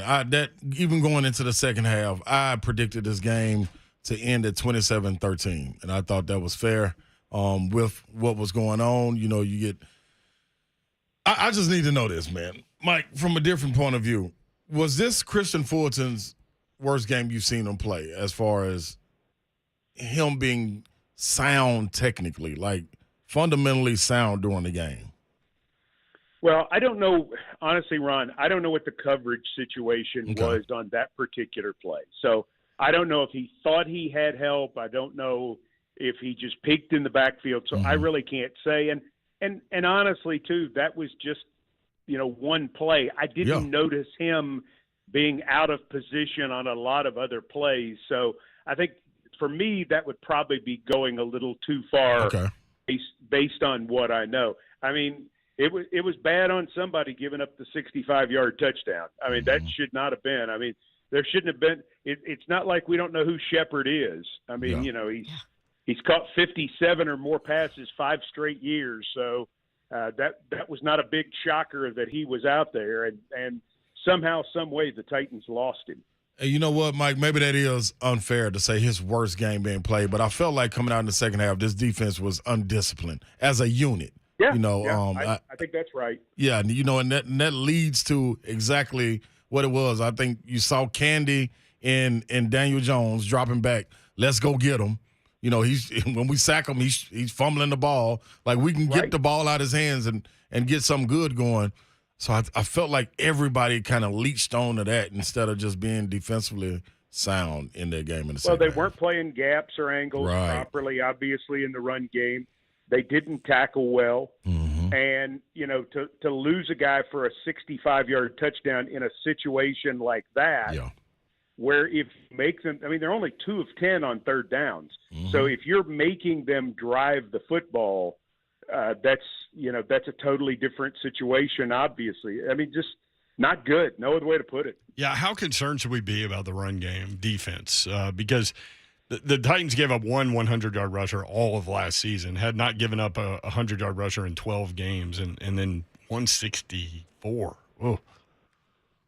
Well, I mean, that was to Barkley. You know, they did some good things overall in the run game, did the Giants. I think you're concerned, but I don't think it's the end of the world. You know, early last season while Hooker was hurt, they were giving up all kinds of long passes, and that was just seeming to kill them, and they got that under control. You know, it's a long year, and you have to take everything with a grain of salt. But do I think you're concerned after giving up, what was it, 236 total? Yeah, sure you are. I mean, you certainly don't expect that to happen because you knew it was coming. You know, it was not a surprise that you knew that stuff was going to happen, and you knew you were facing Barkley. So, I mean, just hard to take in a lot of different ways, and much to be discussed, I'm sure. Well, Mike, on the other side of the ball, you know, Todd Downing is trending on Twitter, and of course, Titans fans were unhappy with play calling and predictability last year, and that certainly, I guess, reared its ugly head all across social media, as far as the play calling and just personnel selection, all of that with Todd Downing. What is your thought on the predictability of this offense in Week 1? Well, you're dealing with a couple things. You're dealing with a defensive coordinator who attacks. Yeah. You're playing a new right tackle who's a rookie in his first game against a complex defense. You're probably going to have tight ends help with the blocking some in those situations. Which is why we saw Swaim 44 snaps, right? And that's it. Yeah, that's it, because you're gonna make sure that things are taken care of, because against that defense, if you make a big mistake, which they didn't, then you give yourself a chance. And by not taking sacks, the only sack was a rollout where Tannehill got back to the line of scrimmage and it was deemed a sack. Mm-hmm. But I mean, he didn't get pounded. Mm-mm. So they kept him upright. I mean, my bigger problems, and I understand when you lose, there's always frustration. My bigger problems, drop passes and penalties. If you catch the ball, you know, you put yourself in a position where you're converting a couple more third downs and you're keeping some drives alive. And, you know, you're going to play that game a little differently too, because you're against an opponent that is probably not going to score 40 points. Are you going to utilize personnel differently against Buffalo? Probably so, because they can score 40 points. Yeah. That bunch yesterday averaged 15 points a game last year. Mm-hmm. And it took all they had to get to 21. I'm not knocking them. I'm just saying you're just trying to win the football game is what you're trying to do in those situations. So I get it, you know. And do you want to get it to Woods more? Do you want to get it to Treylon more? Yeah, I mean, you do. And there are certainly things that I'm sure Downing and everybody wishes they had back. But I had them with 4 drops, and quite honestly, if they catch the 4 passes, there are 2 first downs in there. Yep. There's a shot that Tannehill is over 300 yards passing. I thought Tannehill had a pretty nice day. Me too. Yeah, we all agree with that. Yeah. He did fine. I mean, I thought he put his team final drive. He put his team in position to win the game. He put his team in position to win the game, and he didn't make big mistakes. And he changed some calls at certain times. And again, there were some positive things from the standpoint that, you could have, if you make a big mistake against Wink Martindale's defense, and we said it all last week. We talked about it all last week.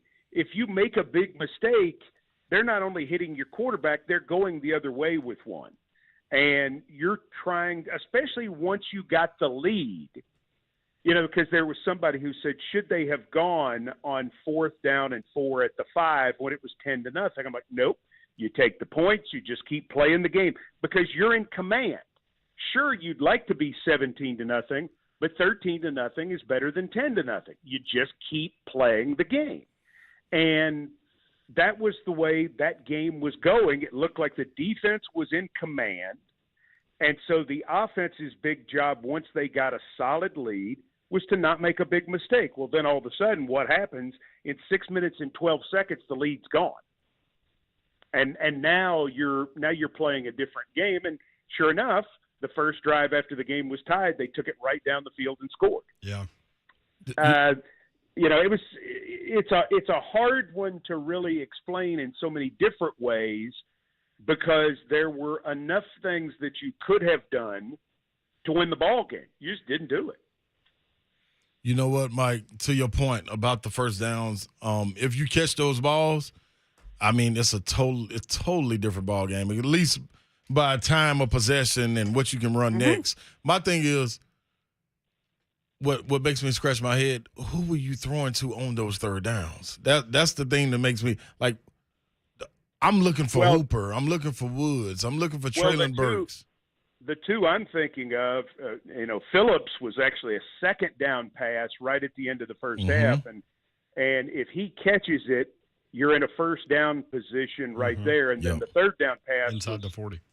Yeah. And so then you keep that drive going. You're probably going to keep the ball the rest of the half. And at the very least, you're going to have a shot at a long field goal, if not more. Yeah. The other one I was thinking of was Hilliard in the flat. 3rd and 2. He's going to catch that pass and probably turn down the field and get enough for the first down. Yep. So I didn't think those were bad decisions. Now, some of them probably were not perfect. And listen, I'm not saying Tannehill deserves an A+ either. I'm just saying I thought he played a good game. He played enough of a game for this team to win. I mean, you get that kind of effort out of him, and you're going to have a chance to win. That's taking care of the ball and making good decisions. That's winning football. He made a couple of excellent throws, too. The throw to Phillips at the end was fantastic. Oh, so good. Dropped it in the bucket. Yep. And, well, honestly, if that field goal's made, then Giants fans are talking about if this. So right. It's the beauty of sports, I guess. Well, and it's like some of my Tennessee fan friends who were talking last night. They go, "Well, that Pittsburgh game looks a lot better after watching, what happened to some NFL teams today." Because everybody was mad Saturday night for how the team played, but they still won. When you win, it rubs off a lot of ugly, and you could, and now all of a sudden you're going back and fixing mistakes, and you have correctable errors and things like that. Now what you're talking about is run defense, and you're saying, whoa. And you're talking about tackling, and you're saying, whoa, and 7 penalties in the second half. And, you can't do that in Buffalo and have a chance. Right. 10-point underdog. Because the whole thing, the Giants, give them credit, tip your hat. I don't think we're going to see them in Super Bowl 57, The Buffalo Bills are a better team. We may see them in Super Bowl 57. And so it's no secret the Titans are going to have to play much better football in a lot of the fundamental areas. Great stuff, Mike. Always appreciate the perspective, my friend. Thank you. Okay, thanks, guys. All right, Mike Keith, the Mike Vrabel Show coming up tonight at 6 o'clock. And by the way, Mike Keith and the Titans crew have a new show on WSMV on Sunday mornings at 10:30. So fun. Make sure you set the DVR now and check that out. wanted to get with him about Big Jeff and some of the positive. Rashad Weaver, who, by the way, on Friday, I'm going to toot my own horn here.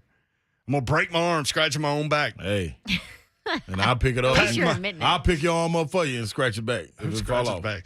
Patting myself on the back. Oh. It does itch, though. Does itch. Yeah.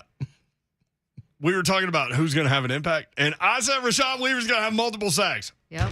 Boom. Boom. Without question. I love that guy, man. Bro. Can we get him more than 50% of the reps? Please. Hey, you know what? I like to lead into Probably another conversation. Moving forward. Do you think the coaches like that the snap counts are out there? Yeah, well, probably not. I mean, sometimes you watch it though with your own ass. Well, that would take a lot of work, and I can't do that while also holding a beer. The next day. Oh, the next day, yeah.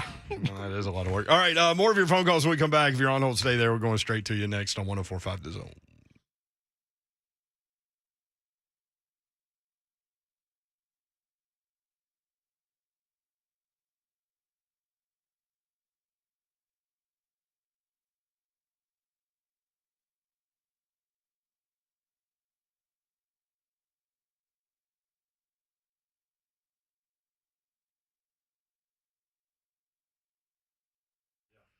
Not a lot of guarantees these days when it comes to the cost of things, especially when you have to wonder what interest rates are going to be in the future, all of that. You almost need a crystal ball. But my friends at Two Rivers Ford, as usual, make things easier for you because they are offering you some guarantees like great prices, a locked-in interest rate when you custom order a 2023 model year Ford. How about that? Right now, you custom order an F-150, Explorer, Ranger, Edge, Bronco Sport, Escape, or Mustang. They will guarantee you 2.9% APR for 60 months for every qualified buyer. So you can order now. You can lock in that great rate for whenever you actually start paying. And then now you have peace of mind. How about it? Plus, Two Rivers Ford is going to give you $500 bonus cash on top of their already low prices. So custom order a new specialty Ford below MSRP, by the way. Get $500 bonus cash and lock in your interest rate. I mean, what's next? Free oil changes? Oh, yeah, actually. Two Rivers Ford will give you a complimentary works package oil change whenever you buy a car.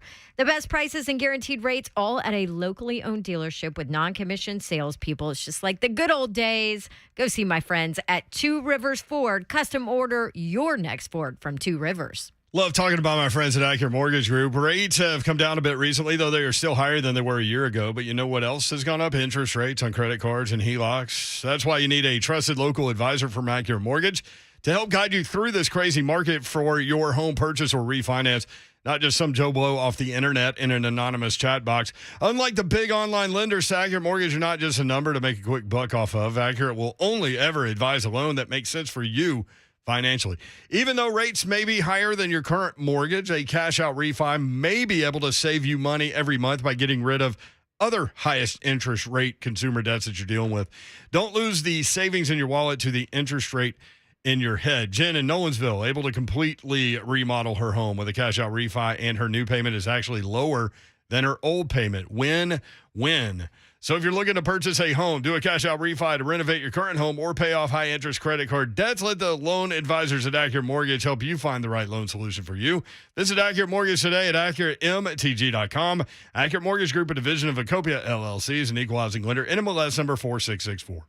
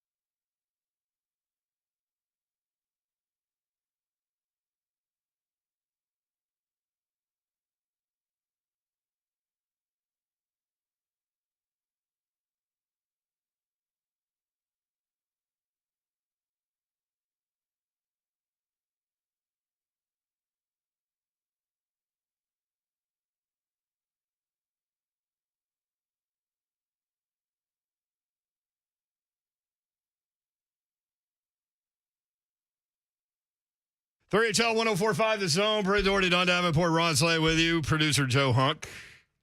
Working our way through that ridiculous loss. I mean, that's true. It's accurate, right? Yep. Yes. When you lose to a team you should beat. Yes. I mean, they play 10 times. Titans win, what, 8? Probably 9.5. Which is unfortunate. We lost a half. All right, back to the phone. Thomas in the borough. Thomas, what's up? Hey, guys. How you doing? Hey, we're good, man. Hey, just two things I'd want to touch base on. Do y'all think the whole time the way our guys set out of the preseason, I wasn't a fan of that. In fact, I bet against the Titans because I felt we was going to have a letdown because history, based on what I just know, is every time we've had a week to prepare or we've been awful, we just don't hit on all. We started out so good, but once we got off the script, the guys weren't in sync with each other. And the other part is, man, I hope we get some more wide receivers because Tannehill, somebody needs to teach him how to throw. Our poor rookie got his bell rung. I mean, he was throwing our wide receivers, and they were getting their heads knocked off. Like, I don't know if I'm just overanalyzing something, but I'll hang up and listen to you guys. Thank you. There was one play on a third down where everybody in the stadium knew, like, to complete this ball, Phillips is going to get hit. And you got to get behind. You got to get beyond the markers. So that's what he did. But listen, 20 of 33 with 4 drop balls and a Traylon Burks pass interference that should have been called was an incomplete pass for 266 and 2 touchdowns, and he led his team in position to win the game. I'm putting none of it on Tannehill. I'm not either. I think a couple of the times it's the personnel that's out there that he has to throw to. That's part of it. Outside of that, how about these? Great, man. How about these rotations where Kenzie's in there as the only wide receiver? Yeah. Out of all the receivers that are standing on the sidelines, that's the guy that goes in as the only receiver on the field. Like at the bottom of the make it list. Right. He brought up the preseason. Yeah, this was a point discussed before the show. Yes. Between these two right here. Because Slay and I, how do you say that word? Vehemently disagree on Yes, we this do. because I said should have played the starters in the preseason. Look at the quarterbacks who did not play in the preseason. What? I need your list, Brent. You got to go back and find that list for me. I'm looking at preseason week 2 where Daniel Jones was 14 of 16 for 116 yards. Yeah, guess what? They won. Guess what? He didn't do nothing. Rams smoked. He did. He was good. He bootlegged. Rams didn't play their starters in the preseason. Super Bowl hangover. We know how that goes. Smoked. They got smoked. We know how that goes. Cooper Aaron Kupp had a Rodgers great game. Jones didn't was play in the 17. Hang on. preseason. Daniel Jones was 17 of 21, 188 yards and 2 touchdowns. Yeah, dink and dunk me all day. Take the 80-yard bomb away. Then what we got? Well, guess what? Well, you got to He worked win on if it you in the take that away. preseason, Come on, y'all. and they just don't, won. Don't nobody want to see these guys in the preseason, man. Win in the regular season when it counts. Like, Okay, if your team is in a different place. They are in a different place. No, they're coming up. they're not. They had they're number one. a They're the number brand one new seed. receiving core. They had a brand new receiving core coming in. The Titans had a brand new receiving core. You don't have A.J. Brown. Okay. You both make great points there. No, hold Bobby on. Trees. Win or nobody there. Huh? Win or nobody there. Mayor's done with this conversation. No, I'm good with it. I just want to do. And you I want want to to do battle a. to the death. I want to Yes, do we a. will. Yes, I want it all. I Too. want to Let's do get it. it. He said, she said, competition, and I want to judge it. And when you each made your points right there, you each got a point. So we both got a point. Well, that's cool.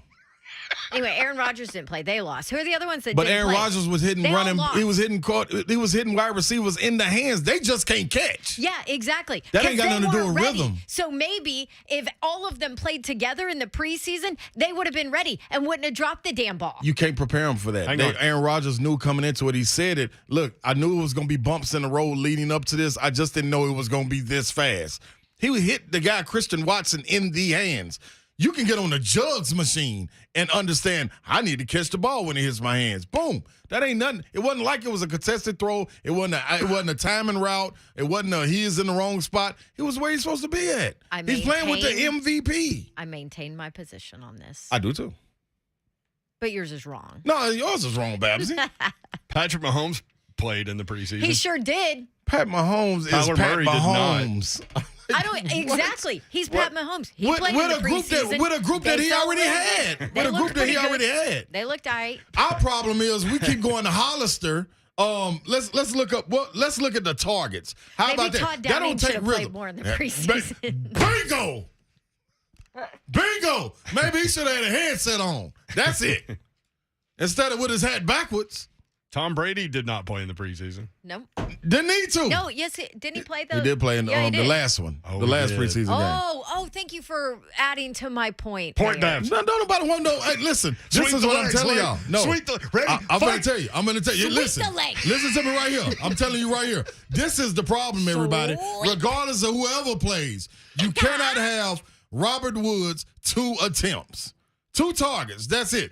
Jeff Swaim 4, who couldn't even get on the. We didn't even want Jeff Swaim on the field last year, and we put him in this year and gave him more targets than NWI and Robert Woods. Now, this brings up what's wrong with another one of my NWI? Him and points, by the way. NWI they got a chemistry. Swaim's a great blocker, though, Slay. Right, and he had to be in because you have this offensive line I mean, honestly, we called them the soffensive line. That's how the soffensive line even started here in the preseason. So that's why Jeff Swaim is in the ball game. But guess what, Babs? But NPF played fine. He did. If it's somebody we need to help, it's Brewer, and it's not because of the technical stuff he's doing. It's because he's going against. You're totally right on that. Humongous. They didn't know that. Titans. You didn't know that going in, though. You didn't know that MPF would be as okay as No, he we was. didn't. So when we see on that. a totally separate note, that's why you draft a guy that played That's right. in the trenches That's at right. Ohio State That's right. and not. That's right. What's the school? North Dakota State, Thank South you. Dakota State, Whatever. North Dakota State with Trey Lance. One of But those. the thing is, this is what I'm telling you, Babsy. He was fine, and you saw he was fine from the opening. The people that wasn't fine for me was Nate Davis, who didn't do whatever. I don't know what he's doing. I know the first play, he got blown up in the backfield, and Derrick Henry had to take the long route around just to run the ball. And then Brewer, who fought tooth and nail, but he was fighting somebody that was 358 pounds. War of attrition will win every single time, and that's no knock to him. That's what they need to look at, not the 6'8" dude with arms that can touch you from right here, Babsy, that can handle his weight. Not NPF, not Lawan, not Ben Jones. I'd take that dude out if he touched Babs from over there. How you gonna reach him? I'll reach him. I'd reach him. Good debate. He said, she said, yeah, Tyrannosaurus Hey, man, Rex get are- more targets. You can't get 4 targets to Swain, 2 to Woods. NW, I don't care about that time, Babsy. NWI get 2 targets. I don't want that, man. Traylon Burks get 5 targets. Come on, man. Point Slade. That's the problem. 5 o'clock hour coming No. up. I want to address You this. can't. Oh, my Go God. to break, Personnel. huh? Too Go loud. to break, huh? I'll do it after the Hard break. break. Take a break. Break.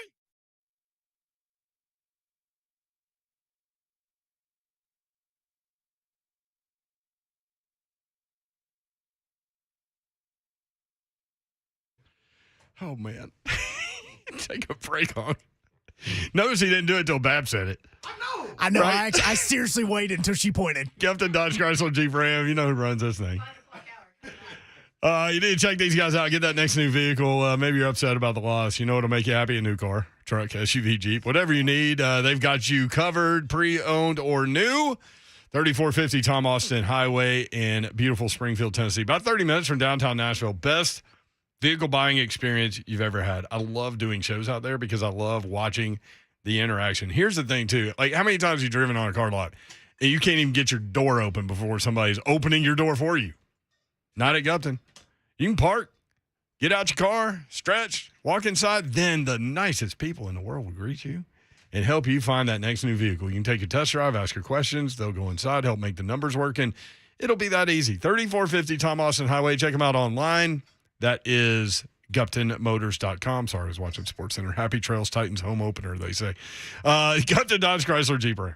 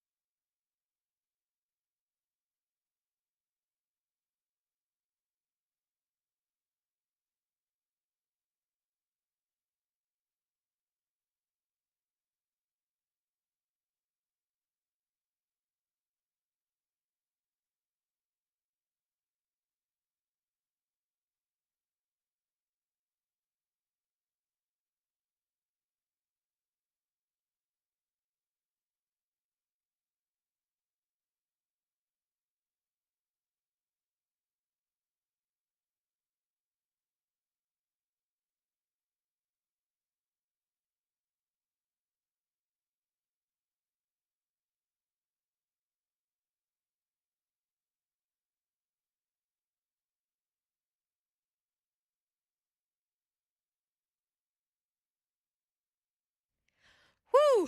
Let's wrap up week one with Fanduel, America's #1 sportsbook. Join today. Get started. $150 in free bets guaranteed when you place your first $5 bet. Sign up with promo code DAWN. Get in on the action, and you can turn game day into payday all season long. $150 in free bets. Do it now. And I don't know, maybe look at this Monday night matchup. Russell Wilson against his former team. Yes, please. There you go. Sign up with promo code DAWN, again, DAWN, and there you go. Play your way. Bet on more than just the final score. Wager on everything. Touchdowns, total yards, catches. You can even combine bets for a chance at a bigger payout. Same game parlay. Don't fumble your chance to get $150 in free bets, win or lose. Make every moment more with Fanduel, official sportsbook partner of the NFL. You do have to be 21 and older, present in Tennessee. First online real money wager only. $10 first deposit required. Bonus issued as non-withdrawable free bets. Expire 14 days after receipt. Restrictions apply. See terms at sportsbook.fanduel.com. Gambling problem? Tennessee Redline. Call or text 1-800-889-9789.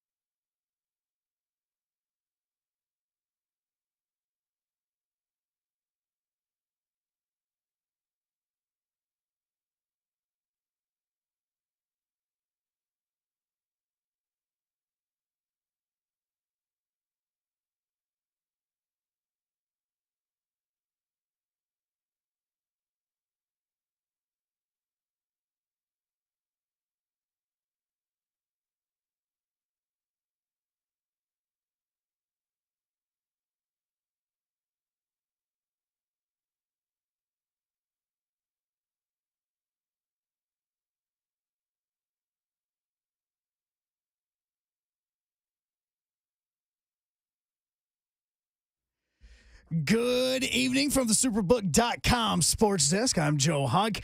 Titans made some moves earlier today. Trenton Cannon, the running back, is officially back on the active roster, as is linebacker Joe Jones. Now that means there's also some room on the practice squad. Linebacker Jack Gibbons has been signed by the Titans. A.J. Moore is most likely out for the rest of the season due to an ankle injury. But the big question is, 3rd and 1. Why are you giving it to a tight end? We go in with a game plan, and there's a short yardage plan, and some of the stuff that we had prepared for, that was one of the plays, and we gave it to Derek on the Wildcat. That one didn't work either. We just all have to come back and be better and prepare and get ready to go face Buffalo. For all your foundation repair and waterproofing needs, you need to visit USSTN.com. Breaking news at once on your home for the Vols, the flagship station for your Tennessee Titans, and home to 3HL. This is 104.5 The Zone.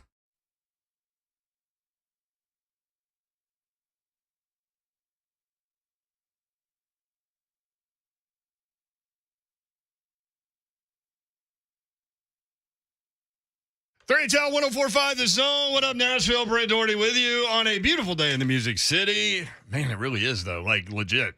It is. Beautiful. No It kind of humidity. feels like fall. It does. It's football weather, Yes, Babs. It is football weather. baby. So we're trying to work our way through that Titans debacle. in the home opener. And our promise to you was if you listen, you'll feel better by the end of the show. And let me take a little barometer check here. All right. You feel a little better? Scale what? 1 to 10? Yeah, 1 to 10. I am a. You started at 0. Without question. Yesterday I was at 0. This morning I was at a 0.5, and then I watched it again and went back to 0. So now I'm sitting at a 3. That's a lot of improvement. It's very rare, dude. It's very rare. 3 times the original number. It's very, it's very rare you reach a 10 outside of game day, if we being honest. Like, who's running around on 10 outside of game day? Can you imagine me outside of game day on 10? I can see you on 10 outside of game day. Yeah, but don't imagine That guy. me. Imagine somebody else. All right. Don Davenport, 1 to 10. I don't know. See, that sounds 0-ish. She was actually kind of the positive one at the beginning of the show. And was ready to go positive. She's going the other way. What are we How doing? about this? Yeah, how you going backwards, Babs? I don't know. Let me hold on. Stop. Let me. Bring you back in. Wait, are you going? It's only week 1. Yes. That Big picture, it's not that big of a deal. big applause for that. Todd Downing can find some kind of I connect thought you with were his going to say personnel. Todd Downing can kiss mine. Yeah, that would have been That real. too. That would have No, been real. I'm kidding. Now that would have been real. That's how you work. That's how you work through it, right You there. remember me at the end of last year? I was like, I hope I never see Todd Downing out in public because I kind of despised him last year. Mm-hmm. And it's not personal. I mean, I'm Not sure personal. Todd's a great I'm sure guy. he's awesome. I'm sure his family's amazing. Yeah. But we're talking I'm about sports. sure. We're talking about what's put on the field. I'm talking It's about not personal. the disconnect that he has with whatever damn personnel he has in the game at the point that he calls a play. Yes. So the Like- route tree looks weird based on personnel sometimes. Yes, and you have Jeff Swayman. Why are you running? Why is he the primary target? Why are Ever. you running a tight Ever. end scream hello. with Jeff Swain? You're trying to trick him. So why is your most impactful receiver your rookie? That's what I'm saying. with Stop trying to 9 be too targets? cute. Was he Okay. the only one open Wait, 9 times? Wait. So stop trying to be cute. Stop trying to be cute. And Phillips, 9 targets. Yeah. What happened to the guy Why do Austin you? Hooper? I don't have an issue with that. Okay. I don't. You're right. He caught 6 of them. I You're mean, right. I don't have an issue with that. The rookies were impressive to me. What the issue I have, for sure. The issue I have an issue with is You got issues. yeah, I got an issue. I got issues. 2 targets That's like my life story, to by the way. NWI. Yeah. 2 targets to Robert Woods. 2 targets to Austin Hooper.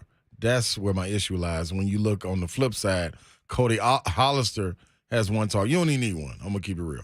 6 targets to Burks. Jeff Swain 4. Yes. Traylon Burks, I think he needs the targets. But help me to establish a guy that I'm going to. They don't have a guy. Bingo. Traylon Burks. That's the problem. I'm telling you right now, Traylon Burks is going to be that guy. That's why he had so Hopefully they much see that. separation on those 5 targets. Even the one that was a target which should have been pass interference. Yeah. We'll count that one. I mean, the point on that one is he got past the corner. He was gone. So if you're wondering about speed, He was gone. he was It's gone. there. Yeah. That's a problem, man. Yeah. That's a problem. There's problems. And also, Dylan Cole getting victimized on the 4th down play late, on the touchdown and the 2-point play. Go back and watch it. They knew, I guess, that he was in the game and took advantage of it. What? Fake handoff to Saquon Barkley on the 4th down. He crashes in. I guarantee you he had backside contained there. Daniel Jones pulls the ball, runs backside. But Dylan Cole had crashed into the line of scrimmage. So open, 1st down. Touchdown, he's lined up with the tight end. They lock. Tight end lets go. Dylan Cole, instead of going with the tight end, crashes into the line again. Tight end wide open, free release, touchdown. 2-point play, you know the play caller up there, Kafka. Is that him? Kafka came over from Kansas City. You know he was like, hey, watch this. I'm about to get this guy. Yeah. Because you know the head coach was like, we going for 1 or 2. Do you have a 2-point play? Because, you know, those are the conversations. And Kafka was like, hey, man, I just abused 53 twice in a row. Watch this. And so you run the underneath shuttle to Saquon Barkley. You create Saquon against Dylan Cole one-on-one. Who's going to win that? Ain't no question going to Barkley, not Charles. Dude, another thing. 2 things. There's all kinds of things. It is. And that's why I'm glad we're able to That's work why I through it. listen to all 3 hours this time of year because we worked through all of it over the course of the show. Mm-hmm. I'm ready to do away with the Wildcat. Reason being. Go back and watch it, though. It was open. Yes, it's open. I think that's why he dropped it. I think he got so excited. Like Hendon Hooker, too hyped before the game, starts 3 for 9. Or Ural. Maybe he dropped it because he's not even the guy that you use to pitch it to. Well, I mean, or to throw passes to out of the backfield. They don't want him in the pass game. So, so what makes me think a guy shotgunning it to him, which is the same thing to me? What makes that good? My dude Will Doherty in the moment goes, why would they snap it to the guy with the worst hands in the NFL? And I ain't even say, man, I feel him. Because that's the way I'm looking at it. But I'm looking at it like, just hand it to King. The man became the king because you handed to him. That's why he became the king. Not from one of the. Now this will be different when what's my running back at Auburn when they were running the Wildcat. Ronnie Brown. That's cool. I'm good with that. Alvin Kamara. That's what them guys do. I like that. King Henry takes the ball from the quarterback and go get what he want to go get. It would have been just as open. Don't stop doing it. And then the second thing is, listen, man. You talking to me or I'm talking to everybody. Todd down. Everybody is listening. Second thing is, I think, man, take your hat off and tip it to Saquon Barkley as also. Yep. The man is a problem too when healthy. We just ain't seen him playing forever. You can't take anything away from him. And you know what I mean? I want to throw that out there too. You know what I mean? And there were times you thought, guy. oh, he's contained or he's down. And then it's like it was effortlessly just bounced on out. The 2-point conversion, the Titans blew that play up. Cole and Weaver were right there. Now, Cole ended up blocking Weaver a little bit instead of tackling him, but they had him in the backfield. They had it. He just made a hell of a move, too. Maybe it's your one on the third teamer. But why was Dylan Cole in the game? Somebody had to have lost a limb. Like somebody needs to be like amputated today. I thought the dude played like 14 snaps. He played 4. He played 4 snaps. And he was so noticeable in those 4 snaps that I texted you guys and said, "Why the hell is Dylan Cole playing so much?" 4 impactful snaps. Boy, the Baz was hot. Yes, he was. I was. But hot. in the moment, this is why I didn't respond to the text. Like I didn't notice him out there. And then when I was watching him, come see it to the replay. When I was watching in real time, I wasn't paying attention to who was getting sucked into the line of scrimmage all day. But yeah, the 68-yard touchdown run, if you go back and watch, that was a thing of beauty by the Giants, unfortunately. So they send a man in motion. That takes Byard and David Long Jr. if you're looking at the offense, to the left side of the field. They crash the tackle into Big Jeff, which means he can't get outside. They pull the center, and they pull the guard. Guard has Christian Fulton. Christian ain't getting through that. So all you have left is the center pulling on Cunningham, and he got him. He washed him. And then you had Amani Hooker is the only guy there, and he was slow to get to it. Now, did he misjudge Saquon's speed, or was he just slow to react, or I don't know, but that's what the tape shows. See, that's what I'm going with, because you haven't seen this guy play in maybe 2 years, so half the first year, none of last year, dude, different. This is why he was number 2, though. He was number 2 pick. I love the man at Penn State, dog.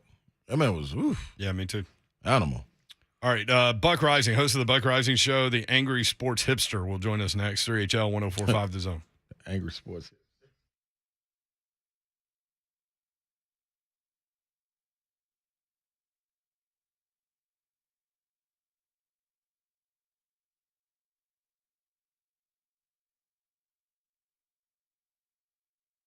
It's 1, 2, 3 strikes. Out. Wings. That's right. That's what you need to fall into, man. You know what it is today? Today is Monday. And if you don't need one more than ever, man, you need a good cigar, man. Smoked Out Monday, 6 to 10. Going on today at 3961 Nolensville Pike. Right there at Plaza Mariachi, man. Get on over there to Strikeout Wings, man. Get you a good meal, get you some good food, get you some good drinks into you, you know, and get a good conversation. You know what else will be there? Cigars. Yep, you can have them. But what you got to go on and try first, man, is the Ron Slay special. You only get the sweet and sassy with the lemon pepper drizzle. It's cold-blooded, I know. Yep, with the Cajun ranch fries with the cheese on top, Babsy, I know. But listen to me, people. 123 Ewing Drive is another location where you can go get the food. You can't get your smoked out Mondays there, but you can get that at the Nolensville location. So slide on through there. They got the NFL Sunday ticket where you can catch Monday Night Football. And guess who might be there? Guess who might be there? Your boy, Big Slayer. I may be in the building. So get on over to Strikeout Wings.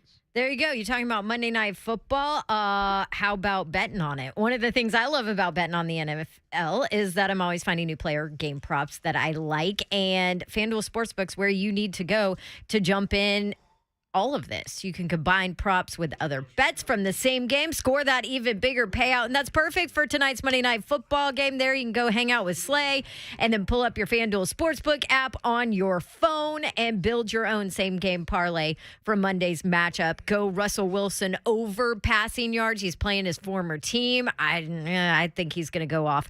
DK Metcalf, you can pick him to score a touchdown at any point. And then who do you think is going to be able to run the ball tonight?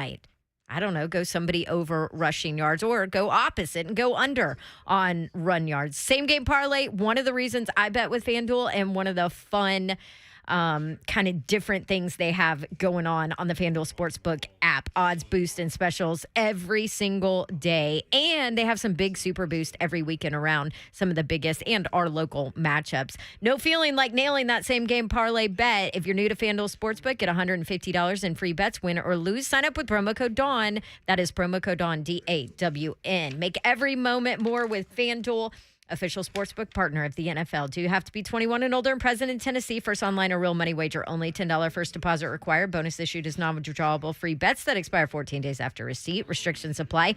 Terms, sportsbook.fanduel.com. Gambling problem. Tennessee Redline, 1-800-889-9789.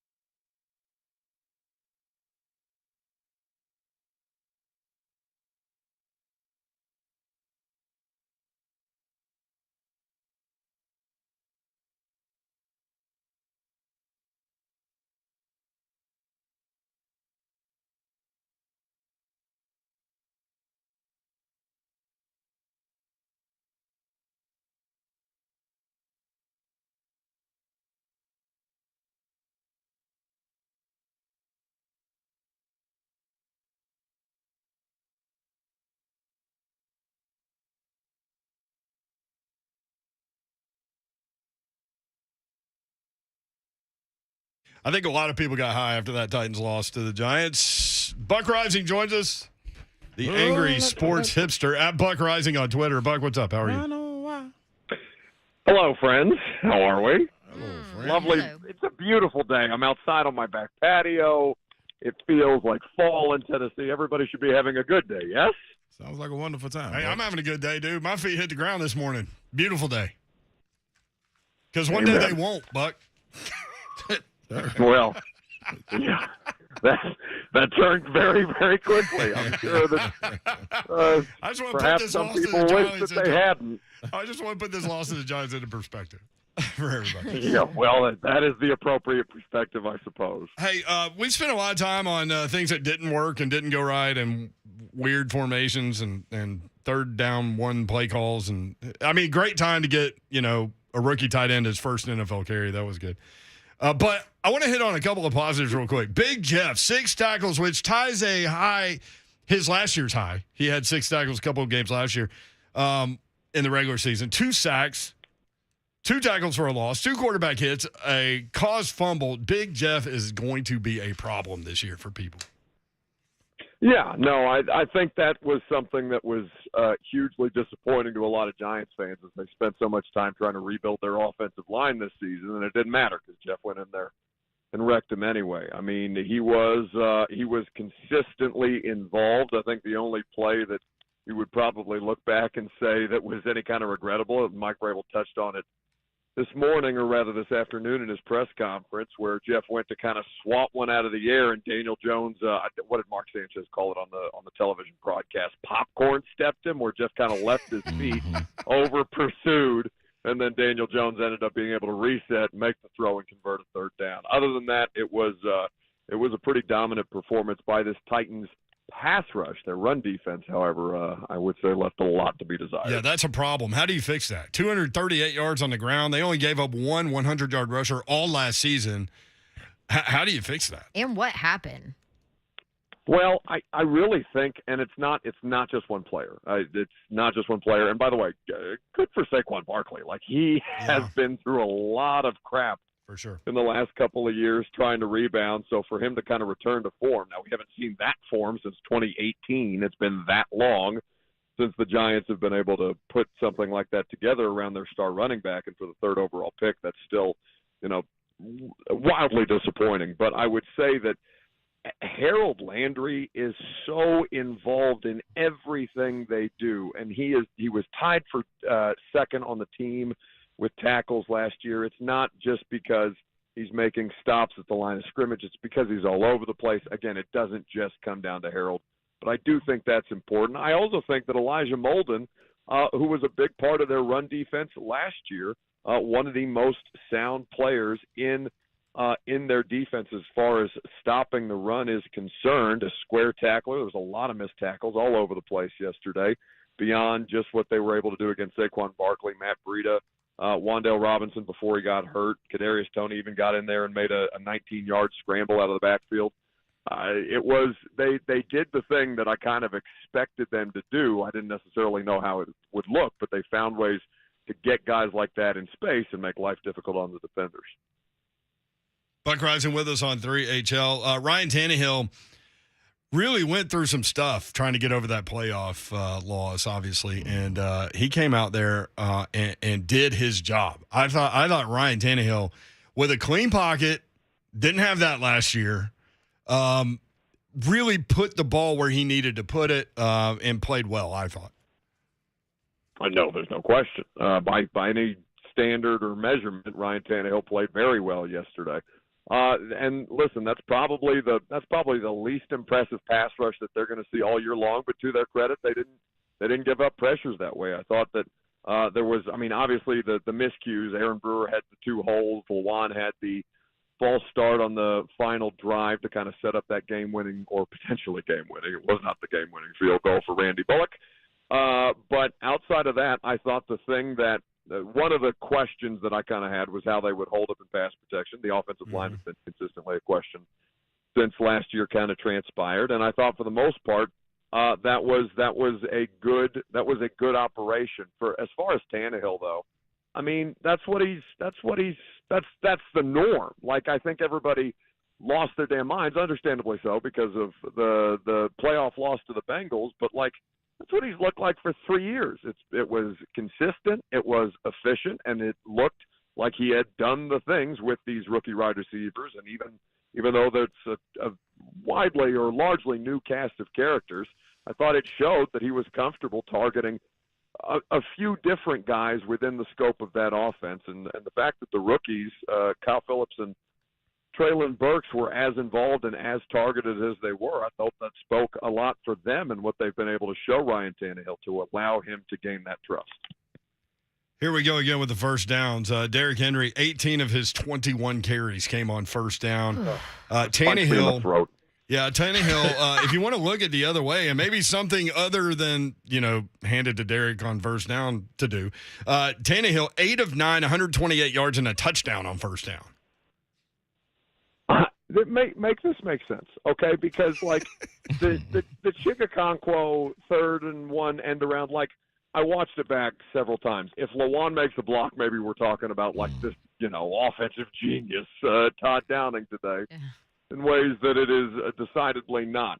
But, like, if you're going to run the 260-pound, 6'4" running back on first down that often, why not just give it to him? And not like the wildcat snap that they did in the opening drive where he's taking the direct snap. No, just line him up in the backfield, allow him to take the handoff with momentum, with speed moving forward, and allow his sheer size to carry him through the defenders the way that he has done for 6 years. Like, if you're going to do it on the least likely down that you're going to convert, why not do it on the most likely down that you're going to convert with Derrick? I get that you want to have a menu of play options developed and repped throughout the course of the practice week, and that you want the players to be able to adjust if the most obvious thing doesn't work. But that's the whole point of Derrick. He is the closer. He is the guy who you cannot stop in short yardage situations, even though you know it's coming every time. So instead of that, they do those two things, one on the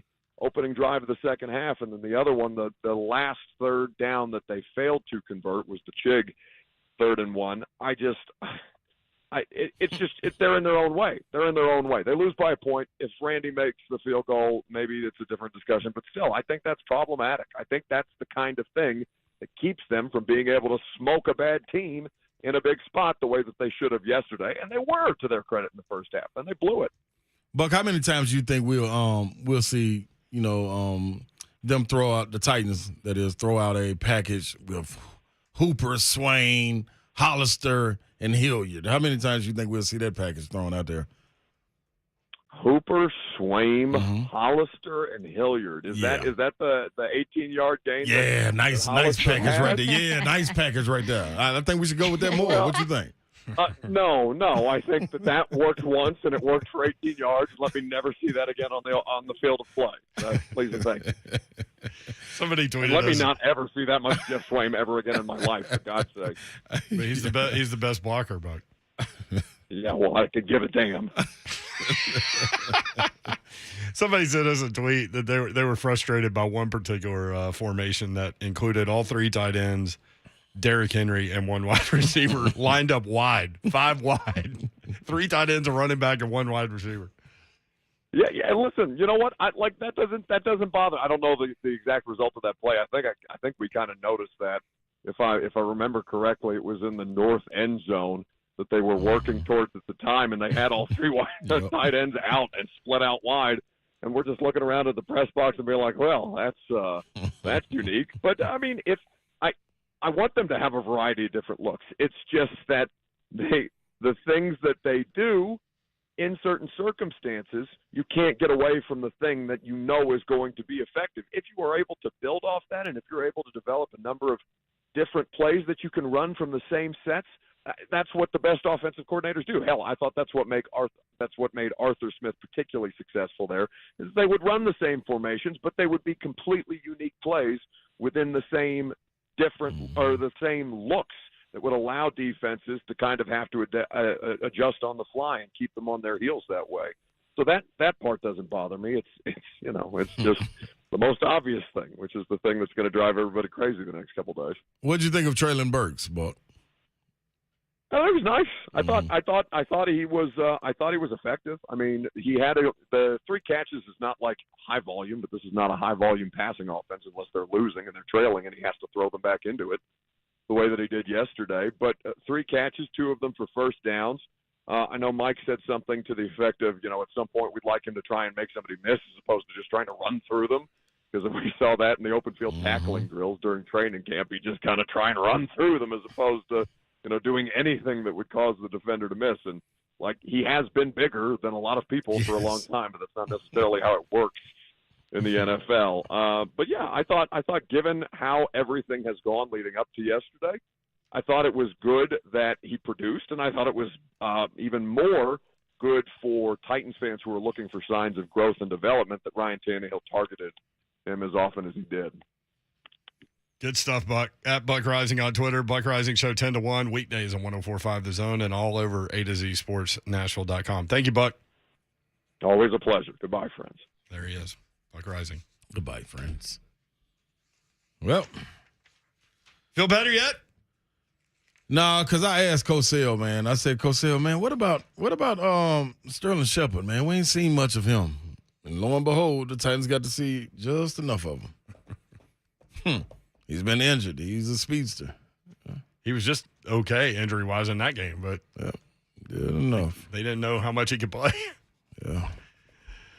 Oh, man. All right, let's run through some Mike Vrabel audio real quick. Mark Vrabel. Mike, is that his brother?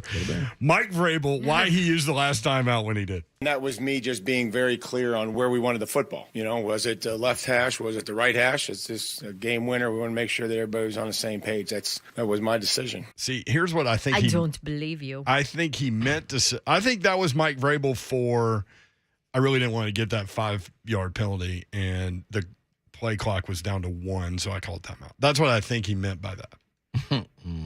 Does a kicker always know where he wants the ball set up? It actually changes sometimes during the game based on the wind and based on how he feels, which direction we're headed. So there was actually, a conversation, and I wanted to make sure that there wasn't any indecision in what we were telling Ryan where we wanted the football. Couldn't ask him that at some other point. You got to call a timeout. Yeah, back to Babs' point there. I think he was protecting his team. Yeah. For not getting set up in time to run a play. For poor clock management. At a very crucial time of the game. He had to be sure, y'all. How does this heartbreaking loss compare to others? Every loss is disappointing. Every loss is disappointing. I mean, we put a lot into it, and we've done that to other teams. And I guess that's why it hurts, and it's frustrating and disappointing and a million different things. But, walk in and talk to the team and tell them, this is, we got off to the start we wanted. This is what we were doing well. Came out. Second half, sky kick, we start backed up. We go 3 and out to start and, just really never did enough in the second half to take control of the momentum. Proud of the way that we fought. Unfortunately, just came up short. Why did Jeff Swaim get so many snaps yesterday? Yeah, he's the best blocking tight end that we have. Okay. But he was also a primary target several times. One time it hit him in the face mask. That was pretty impressive. Yes. That was a hell of a throw, man. Nailed him. Could you imagine if Joe Milton would have put that? It would have been Jeff stuck. Swaim would have been concussed, and he wouldn't have got all those snaps. And it would have been stuck in his face mask. Boy, Joe Milton would have. He might have murdered him. That man, boy, he got a rifle. He might have knocked his head right off his shoulder. Following the game on Sunday, Mike Vrabel was asked about the tight end around on 3rd and 1.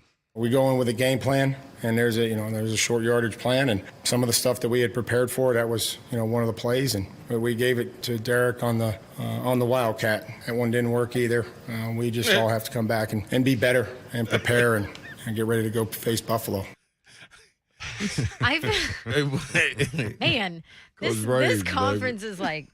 It's real. It's because Derek looked up at the line before he caught the ball. Blake was talking about it earlier. He was like, man, he had to have seen how big that hole was about to be because that play was going to go. But you can't run the ball until you catch the ball. It's an easy game. You throw the ball. You catch the ball. Now, when you're not used to catching the ball, that's the weirdest thing. Hey, for now, me. there was a whole lot of work on that in the That's definitely camp true. sessions. This is true. Darrington next up on 3HL. What up, D? What's happening, good people? I don't know, man. I just want to say special shout out to Don Davenport. You have been an inspiration in our lives, and you don't even know it. I was playing volleyball now, and we're looking D1 in 8th grade. You hear me? D1 in 8th grade. We got recruits after just 3 games. So we're trying to move up. We're trying to move up. Man. We want to say thank you to Don. I love it. Yes. Second, I kept hearing y'all guys were saying something about Ryan Tannehill, you know what I'm saying, and he looked pretty good yesterday. So we're not going to mention the fact that there was 8 third downs that were 3rd and 5 and less. We're not going to mention that. And people quit blaming Ty Downing when the head coach signs off on the offensive playbook. He signs off on it. He's okay with it. Y'all don't jump down his throat the way y'all do it. Are they scared of him or what he's going to say? I've been saying he ain't won nothing, so you get too much credit anyway. And then finally, how about A.J. Brown? Looked pretty good to me yesterday. I think Titans could have used him. Oh, I knew that was coming. 10 for 155. Is that right? He played for the Eagles, Darrington. That didn't hit until 5:37 on He played Monday. for the Eagles. It don't matter if he looked good or he looked bad. He played for the Eagles. Darrington, do you feel better at all getting all that off your chest, man? He's gone, man. Hold Let the on. man leave. And don't forget about Julio.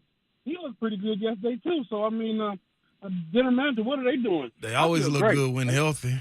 Yeah. Yeah, they always look good when they're not in the Titans uniform too. And who would have thought Vanderbilt would be better than the Tennessee Titans?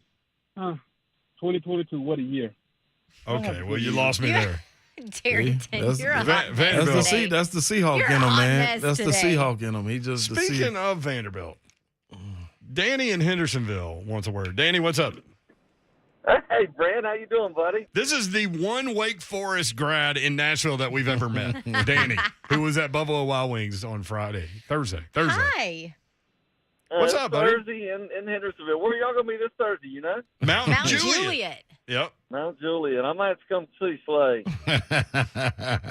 Come on, Danny, man. You deserve everything, That brother. Vandy train. All right, I got 3. Yeah, now, wait a minute. You need to give your cell phone number to CSX because that Vandy train went off the rails on West End, buddy. Yes, it did, man. Yeah, I might have said. Do you have like the train crashing sound? See, Slay was in Pittsburgh, so I might have sent an obnoxious GIF.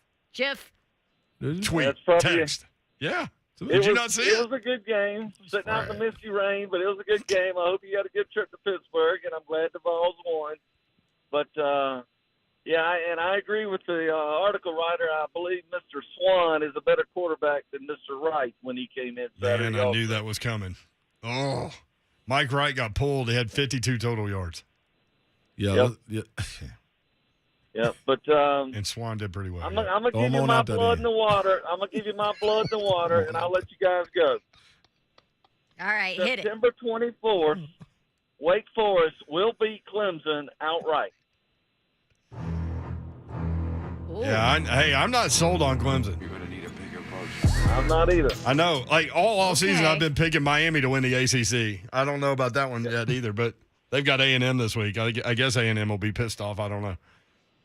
We'll be in Winston-Salem September 24th and bring the Tigers home. All right. There you go. Thanks for checking back in, Danny. I'm sure Slay Thanks, appreciates Danny. you. Yeah, it ain't number love, man. It ain't number love. Yeah, Vandy went down. The claw fence, yeah, they I tell you what, I tell you, since that's over with, I told you it was going to be over at week 3. I tell you what I want to happen.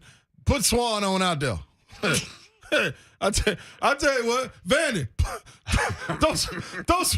throw Swan out there. Let him get ready to this NIU game, and then we're going in the SEC play. Put Swan right there with that offensive line. Hell no, I'm playing Mike Wright all day long. Please put him back. It's going to be like Matt Ryan. Now, he can't move either. Is there a scenario where maybe you do make that move? Yeah, maybe. I'm but dying for you. Not now. Please do.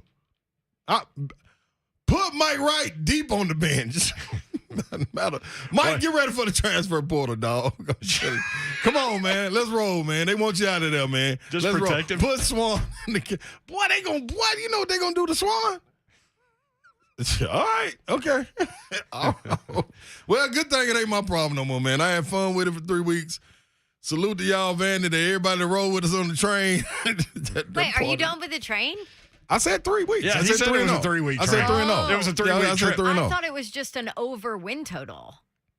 No, I won't. I think they're gonna Because get. if they, I think they're getting that if they get regardless. this one, then they're over their Nah, win total. yeah, I think they get that regardless. Okay. I was saying they're going 3-0. Okay. It was pulling into the station regardless after the Wake Forest. Yeah, I gotcha. We just it was, Instead, it just got knocked off the tracks. They said that AJ Swan had a private workout to try to earn a scholarship, and they said that they said this on the broadcast. Was it Jordan Rogers?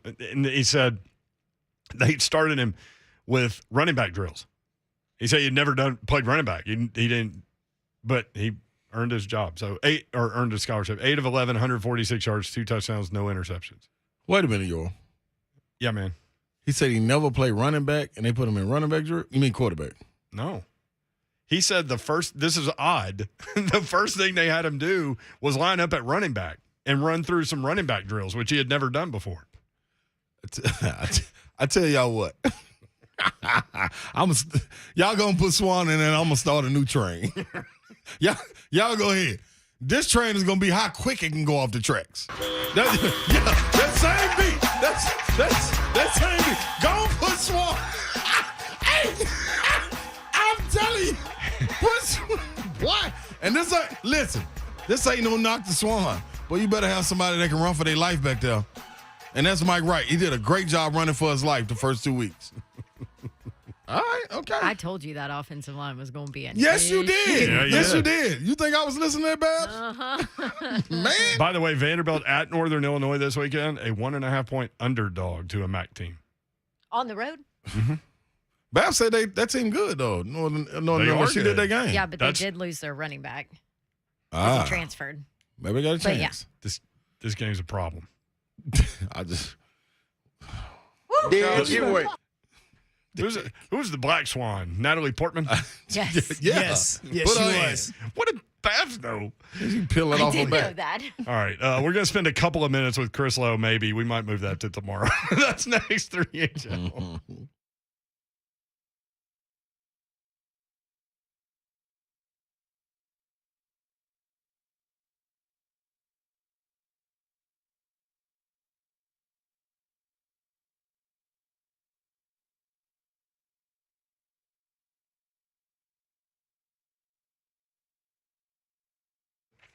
Buddy Allen Carpet One, they are your flooring experts here in Nashville. You go to the big box stores, they're going to turn you over to another company for installation. That's not going to happen at Buddy Allen Carpet One. These guys will be with you every step of the way during your process, and you're going to love them. Locally owned and operated by the Allen family for more than 55 years. Zach, Jenna, and Judson Allen, I've known them a long time. They are awesome people, and they are experts in their field, and they are in the store every day. So check them out in the showroom, 2405 at Lebanon Pike in Donaldson, 615-883-3289. You won't remember that, but you'll remember this, BuddyAllenCarpet1.com.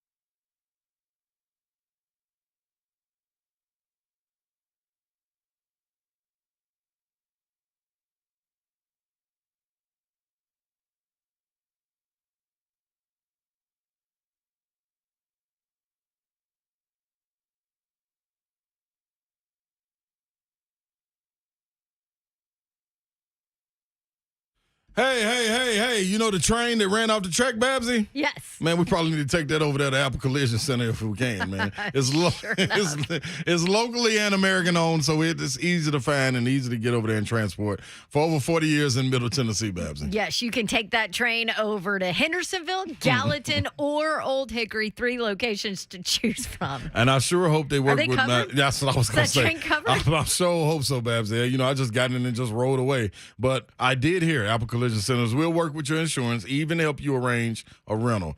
and they do towing. So we ain't got to worry about getting the train over there. Yeah, they got to tow the train. Apple Collision Centers proudly sprays only the best Sherwin-Williams finishes. They'll get it looking all pretty just in time for that Northern Illinois win. Yes, and then they'll do free estimates, do repairs from hail damage, auto accidents, dents, and more. All you have to do, visit applecollisioncenters.com. Schedule a free estimate or learn more.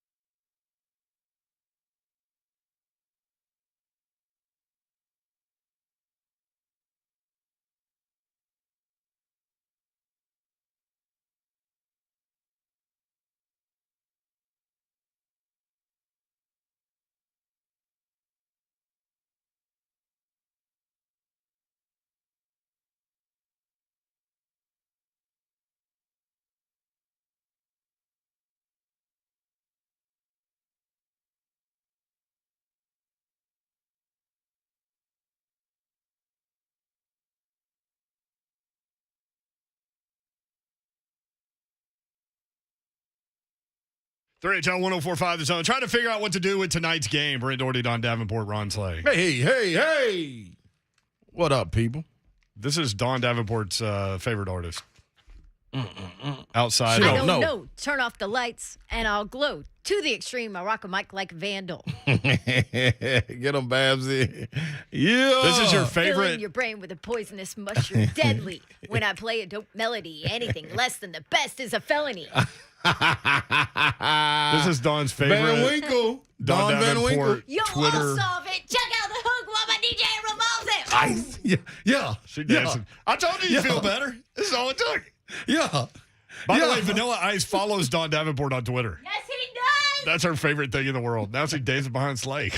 Yeah, Babsy. I kind of like this Edie Burkell. We bouncing back, y'all. We bouncing back, people. You got this kind of Edie Burkell, new bohemian thing going here. I don't know what's happening. I don't want to turn the music off, but I have to. I'm kind of loving it. Lisa Loeb follows me on Twitter. That's mine.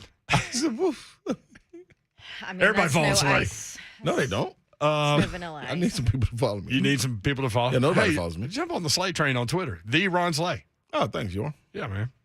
Tennessee against all y'all. Speaking of This is Tennessee, so they're nice. playing Akron this weekend, 48.5-point favorite. So Akron played Michigan State. Michigan State won 52-0 and did not score a point in the fourth quarter. Yeah, see. So it was 52-0 in the third. Here's the thing, though. Peyton Thorne, the Michigan State quarterback, 18 of 28, 212 yards, no touchdowns, 2 interceptions. What the hell that's happened there? crazy. And they still won 52-0. Yeah. They ran the ball for 260 yards. Michigan State did. Now, if you're looking at the other side of things, Akron running the ball, 27 carries, 26 yards. Oh, they were rolling. It was like the train I was just on. So, yeah. There you go. Did Akron have any? They have 1 sack. Okay. And 3 tackles for a loss. Okay, Akron. 3 quarterback hurries, 1 pass defense. They did have 2 picks, though. Michigan State had 5 sacks, 4 quarterback hurries, 9 tackles for a loss. Well, what are you going to do with this game tonight? Denver? Oh, I'm going at Seattle. Parsley, Seattle. Give me Seattle with the points, and I'm going Seattle under. +6. Yep, +6 and going under. Under 44. Yep. Let's go get it, baby. You need this one? 12. I need this one, man. See, freaking beginning of season's tough. I crushed college football. Dude. And then got murdered, like chalk outline, OJ style in the NFL. I went with the for sures in college, and the ones that tricked me off was Notre Dame. Oh, yeah. Dude, they killed everything. Pretenders. We'll talk more college football tomorrow as we work our way past this Titans thing. Titans Bills coming up next Monday. Slaymaker, SEC Player of the Year, and the Babsy Badass of the We'll Week. do too. that tomorrow, yes. We had to get it all out. What's coming up? Mike Vrabel Show next on 104.5. See ya.